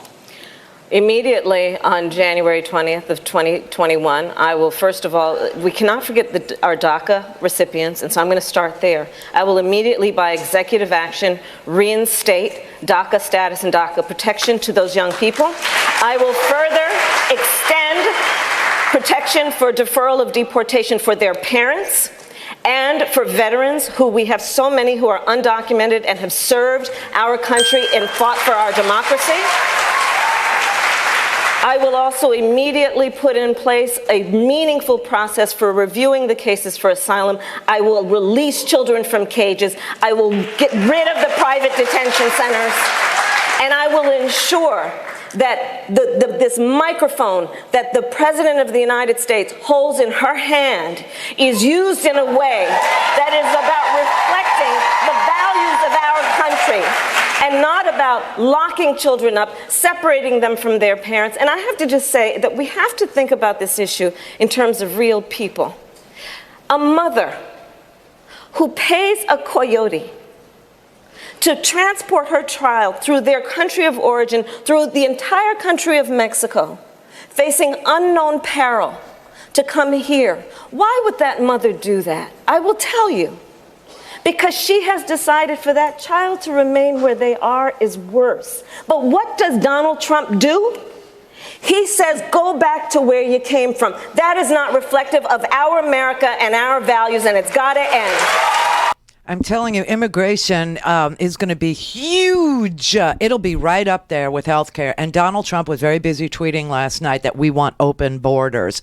So in Donald Trump's world, you either torture children by leaving the lights on all night, not feeding them, not giving them soap, letting young girls who have, premature babies, have breast milk all over their T-shirts. You don't give diapers. You steal people's clothing. You torture them. You basically torture them. Or you're for open borders. That's not the choice. That is a completely false choice. And now Donald Trump today, it's in the newspapers. Donald Trump today is threatening, and this is why she brought it up last night, to deport veterans who are currently serving, who are currently deployed. Donald Trump wants to get rid of what we call the parole in place program, which is for a non-documented person who joins our military and is deployed. They then guarantee that their family will not be deported while that soldier, sailor, airman, or Marine is deployed. And now Donald Trump wants to rescind that program and deport veterans. He wants to expunge them from the military and deport the whole family out of the country, even after they have served our democracy. I mean, it's so unbelievable. So the Trump administration has not confirmed that this is the plan. However, I have to tell you that immigration attorneys, they say that the parole in place, which grants family members a reprieve from deportation while their sons and daughters serve in the military, that it's going to be terminated. It's going to be terminated. And also, I want you to know that before the Trump administration cracked down, the military could provide a path to citizenship. Serving in the military was a path you could get on in order to earn citizenship. And then Trump came along. See, before Trump, non-citizen military recruits could apply for naturalization after serving in the military one day, just one day. Trump said they have to serve 180 days unless they're in a combat zone. And he's also dismantling even that particular pathway to citizenship. Now, W actually called it military accessions vital to the national interest. It was called MAVNI. Where they come up with these, but it recruited undocumented immigrants to fight in our wars. It literally went out and sought them out and recruited them with the promise that if they served in the military, they would make an easier path to citizenship for these recruits. Well, Donald Trump reversed it. And last year, we started to discharge those same recruits that the Bush administration went out and identified and recruited, and Trump started to subjecting them to something called continuous monitoring, with ankle bracelets and biennial security checks. Earlier this year, a federal judge ordered the Pentagon to cut the crap, to stop it. And now Trump is teasing these unprecedented nationwide raids, and he's including military members. He's including them and their families. So that's why she brought that up last night. I'm telling you, when you understand the lay of the land, when you understand what's going on, this was a fabulous debate. And even if you didn't understand, I think you had a feeling about what was going on, and that's kind of okay for the first one. But here's John Hickenlooper. He did a great job too, calling it the torture of children, calling it what it is. Well, certainly the images we've seen this week just compound the emotional impact that the world is judging us by, if you'd ever told me any time in my life that this country would sanction federal agents to take children from the arms of their parents, put them in cages, actually put them up for adoption. Oh, my God. In Colorado, we call that kidnapping. I would have told you, I would have told you it was unbelievable. And the first thing we have to do is recognize the humanitarian crisis on the border for what it is. We make sure that there are the sufficient facilities in place so that women and children are not separated from their families, the children are with their families. We have to make sure that ICE is completely reformed and they begin looking at their job in a humanitarian way where they're addressing the whole needs of the people that they are engaged with along the border. And we'd have to make sure ultimately that we provide not just shelter, but food, clothing, and access to medical care. Ms. Williamson. Yes, what Donald Trump has done to these children, and it's not just in Colorado, Governor, you're right, it is kidnapping, and it's extremely important for us to realize that. If you forcibly take a child from their parents' arms, you are kidnapping them. Yeah, I don't think she invented that. I think Hickenlooper did, but good on her, you know. I don't think I'm ready to... I mean, Marianne Williamson, you know, what do you think of her? I'm not, you know, listen, if I need guided meditation, she's my girl. If I need my chakras aligned or I have to borrow some sage to decontaminate my, office or something like that, she's my girl. You need some CBD? She's your go-to. But every time I would listen to her, they're let the sunshine, in, which is probably a good thing, right? Yeah. Call in, connect. Speak to Randi. Call 561-270-3844. 561-270-3844. Yes, what Donald Trump has done to these children, and it's not just in Colorado, Governor, you're right, it is kidnapping, and it's extremely important for us to realize that. If you forcibly take a child from their parents' arms, you are kidnapping them. And if you take a lot of children and you put them in a detainment center, thus inflicting chronic trauma upon them, that's called child abuse. This is collective child abuse. And when this is crime, both of those things are a crime. And if your government does it, that doesn't make it less of a crime. These are state-sponsored crimes. Congressman. And what President Trump has done is not only attack these children, not only demonize these immigrants, he is attacking a basic principle of America's moral core. We open our hearts to the stranger. This is extremely important. And it's also important for all of us to remember, and I have great respect for everyone who is on this stage, but we're going to talk about what to do about health care. Well, where have you been, guys? Because if it's not just a matter of a plan, and I haven't heard anybody on this stage who has talked about American foreign policy in Latin America and how we might have, in the last few decades, contributed to something big more. Senator Gillibrand. What do you think of Marianne Williamson, everybody? She lit up Google. She lit up Twitter. Not for a good reason. It's, it was a reason of like, what? How did a drunk audience member end up on the stage? I saw a lot of that. Listen, maybe we need to put somebody like her in charge of health, and human services, because that is an interesting title for an agency, health and human services. I mean, she could, mandate guided meditation for all these racists. It might be a good thing. Might be a very good thing. She could teach us how to braid our armpits again. She could, get our chakras aligned. It could be good. It could be really, really, really good. But I just don't understand. See, I'm not all that familiar with her as a spiritual leader. I know that a lot of people are, and she's got an amazing base of support. She's got an amazing following because she's a spiritual guide. But why does she talk like Betty Davis in All About Eve? Why does she talk like that? Bees, they're all busy little bees, buzzing around. And why does she talk like that? She sounds like a 1940s mid-Atlantic, she's got that 1940s movie accent. I'm not really, and I'll tell you, she's all about the love, though. You got to give it to her. She's not giving up on love. Sorry we haven't talked more tonight about how we're going to beat Donald Trump. I have an idea about Donald Trump. Donald Trump is not going to be beaten just by insider politics talk. He's not going to be beaten just by somebody who has plans. He's going to be beaten by somebody who has an idea what this man has done. This man has reached into the psyche of the American people, and he has harnessed fear for political purposes. So, Mr. President, if you're listening, I want you to hear me, please. You have harnessed fear for political purposes, and only love can cast that out. So sir, I have a feeling you know what you're doing. I'm going to harness love for political purposes. I will meet you. Love will win. Ms. Williamson, thank you.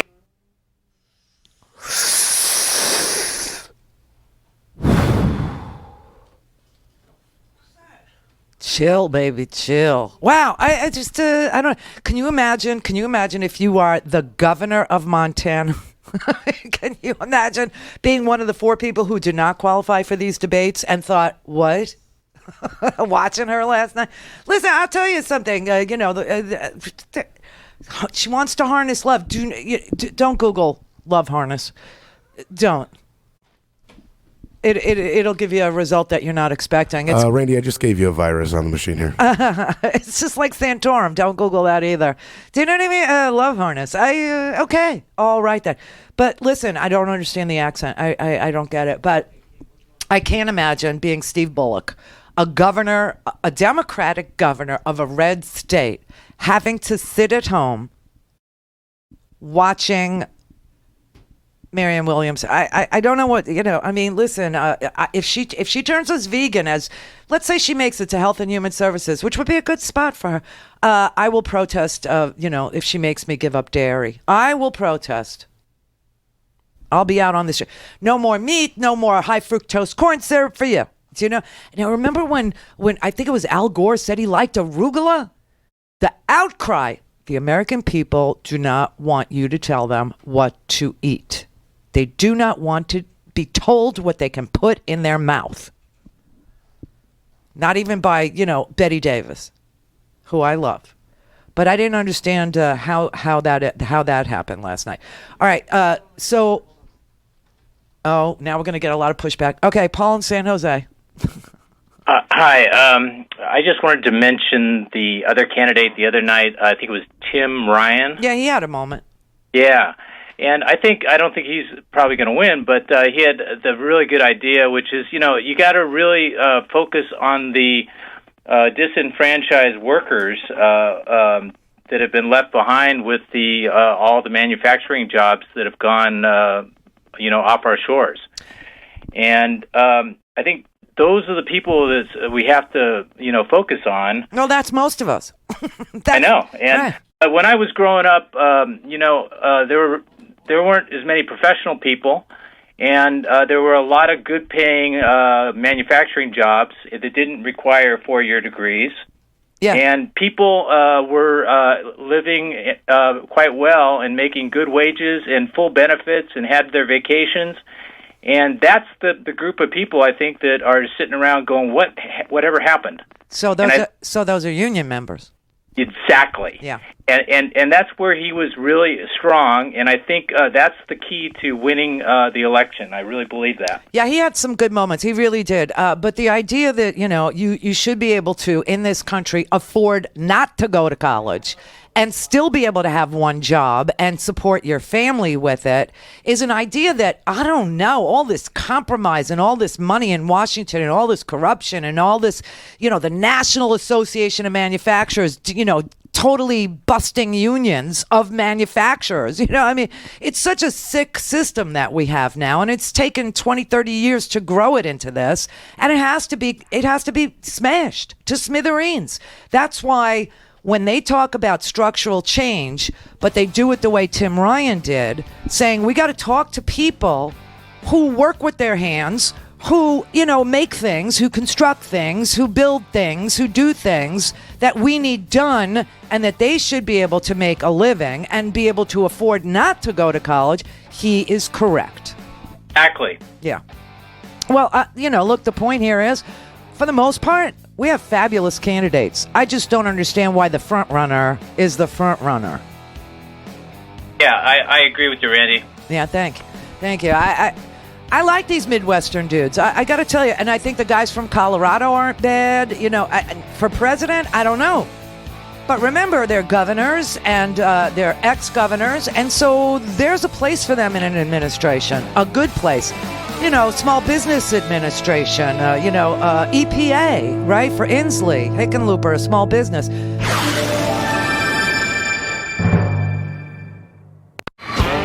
This is the Randi Rhodes Show. To speak with Randi, dial 561-270-3844. That's 561-270-3844. The reason why the Trump tax cut had to be passed is because they had to pay back their donors. You heard it. They actually said those words. So the corruption in Washington is real, and it is something that makes every one of the plans we've heard about over the last several months impossible. And I have the most comprehensive approach to do it with clean elections, publicly funded elections. So we restore the power of our democracy into the hands of the voters, not into the Koch brothers. We were talking about issues. Imagine, we're in Florida. Imagine the Parkland kids having as much power in our democracy as the Koch brothers or the NRA. Imagine their voices carrying farther and wider than anyone else because their voice is needed. Senator Gillibrand, I'm trying to get everybody in here. It's the first thing I'm going to do because nothing else is possible, whether it's education or healthcare or ending institutional racism. Thank you very much. So that's Kirsten Gillibrand, who demanded Al Franken be fired. But she did make a great point about nothing that we talk about can be accomplished if you don't get the money out of politics. Nothing that we talk about can be accomplished if you don't end the revolving door, if you don't end the lobbying, if you don't end the donations, the donors having access and a louder voice than every other American. But she was very interrupted last night. She was like shouting interruptions, right out of the gate, like at the first one. She went full de Blasio, is basically what I'm saying. But she's right about the corruption is real. She's right about the fact that we are fighting against money. If you're a Marianne Williamson person and you think love can conquer money, I hate to tell you that the character of the people that serve us are not up to that task, nor will they be. Mitch McConnell, if you gave him the choice between love and money, he would take money. If you gave Mark Meadows or any of the Freedom Crackers a tax cut, money over, love, they would take money every single time. So the issue that we really have here, the thing that keeps us from progressing, the thing that keeps us from moving into the 21st century is compromise on basic human dignity, compromise on issues of race, compromising on issues of health, compromising on issues of children and how we treat them. You cannot compromise on these things. And the only reason why some do is because of money. And even though all those people on the stage last night, even though all of them are on the side of integrity and jobs and the ability to keep a family whole and with a roof over their head and food on the table with one good paying job, the reason why it's so difficult is because of money in politics. That is the issue. That is the problem. That is where we find ourselves. And it is so corrupt. It is so totally bent against us. And there's so many of us that, when Bernie was talking last night, and I don't think people get what he meant because he's not, crystal. About, when he says, well, how will we get to Medicare for all? And he said, when tens of millions of people stand up, that's seriously what it's going to take. You know how they had a Tea Party and they were telling us Obamacare had death panels and all these lies. I mean, all of this BS, right? And scaring people. Look, unless and until tens of millions of people stand up and say, I'm so sick of paying $30,000 a year to an insurance company. And, everybody rises up. These people are not going to fear you. One of the questions, not last night, but the night before in debate night one was, what are you going to do about Mitch McConnell? And it's a legitimate question because, they brought up the fact that, Obama and Biden could not get Merrick Garland even a hearing to be a Supreme Court justice. And instead we got doofus Kavanaugh, who yesterday said, oh, there's no role for anybody to play when it comes to taking away people's right to free speech when it comes to voting. Oh, yeah, money has to be treated like free speech, but your vote doesn't have to be treated like free speech. We can dilute your voice when we redistrict you, and there's nothing for the Supreme Court to do or say about that. I mean, these are some hypocritical people, really. Citizens United, money is speech, but your vote isn't speech. I don't know how they got. I mean, it just makes no sense when you simplify it like that. And that is exactly what they found, that the corporate moneyed interests, that the way that they speak is with spending dollars on purchasing senators. But when it comes to Americans, individuals voting, it ain't one man, one vote anymore. Your speech can be diluted by, whoever your state legislature decides needs to be heard and whoever they decide doesn't need to be heard. And there's no role for them to play. And this is because we ended up with a Kavanaugh, okay, and not a Merrick Garland. And so when they brought up, what are you going to do about Mitch McConnell? They got very, very close to the solution. Very, very, very close. The solution to Mitch McConnell is to go door to door in Kentucky. Oh, yeah. Go door to door in Kentucky and talk to people about the corruption and what is keeping them from their pensions and the unions they used to enjoy. Who did that to them? Because there was some really good moments in both nights. One was Tim Ryan's moment, and another one was, the moment where, they talked about the corruption. Elizabeth Warren, she explained it really well. But if you don't want to go door to door in places like, well, especially Kentucky, because Mitch McConnell is the Senate Majority Leader, and he's proud to tell you that he will kill any legislation that goes against corporate donors' wishes. He tells you he's the Grim Reaper. He shows you he's the Grim Reaper. He cops to being the Grim Reaper. They passed a piece of legislation yesterday. $4.6 billion, but no guarantee that the money goes to the kids. No guarantee that they get a bar of soap. No guarantee that they get clean clothes. No guarantee that the babies get diapers. None whatsoever. No guarantee at all. At all. Just throwing $4.6 billion at Wackenhut, which is Geo Group. Geo Group is the old Wackenhut. You got mall cops taking care of these kids, and they're guards. They're nothing but guards. They are not social workers. They are not case managers. They are not anything. I posted in the homework today. You want to see something really, really heinous? You want to see something that'll make your hair stand on end?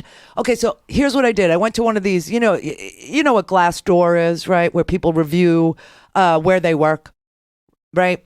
Well, a lot of places on the internet, that are job placement places like Indeed.com and Glassdoor.com and all those places, people weigh in on what kind of a place it is to work at, whether it's, Walmart or it's Costco or it's, in this case, Geo Group. If you look at what the people that work there posted, it will make your skin crawl. Why? Because they cannot make a sentence. These people are illiterate fools. I mean, they cannot. You know what they like about working for Geo Group? They get a free lunch.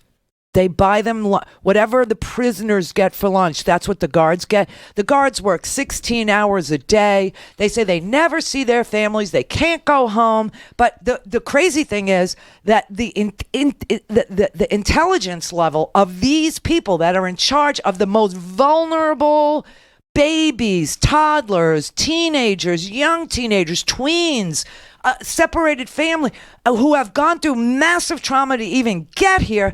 The intellect of these people is so completely not there. I mean, they can't spell, they can't make a sentence, they can't even write about their own, job experience. It's hair raising. I mean, it's just, this is so vile. It's so disgusting. But that's all because Geo Group got $500 million in cash from the Trump administration prior to this $4.6 billion. This is disgusting. And why? Because there was a compromise on the way we treat children. And I tell you, over 100 Democrats voted against it in the House yesterday. And those are the progressives in the House. 100 of them. And we need more of them. We need more and more and more of them.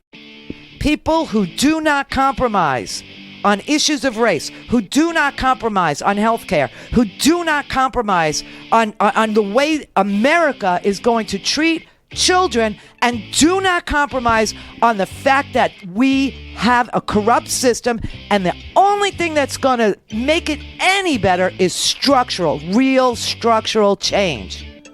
And by that means changing the laws with regard to money and politics. That's where you have to start. That is the beginning of a better day. And if we can't address that, if we can't get there, every single piece of legislation is going to be a half-assed compromise. Every single thing is going to lead to another and another and another man and another woman losing her dignity.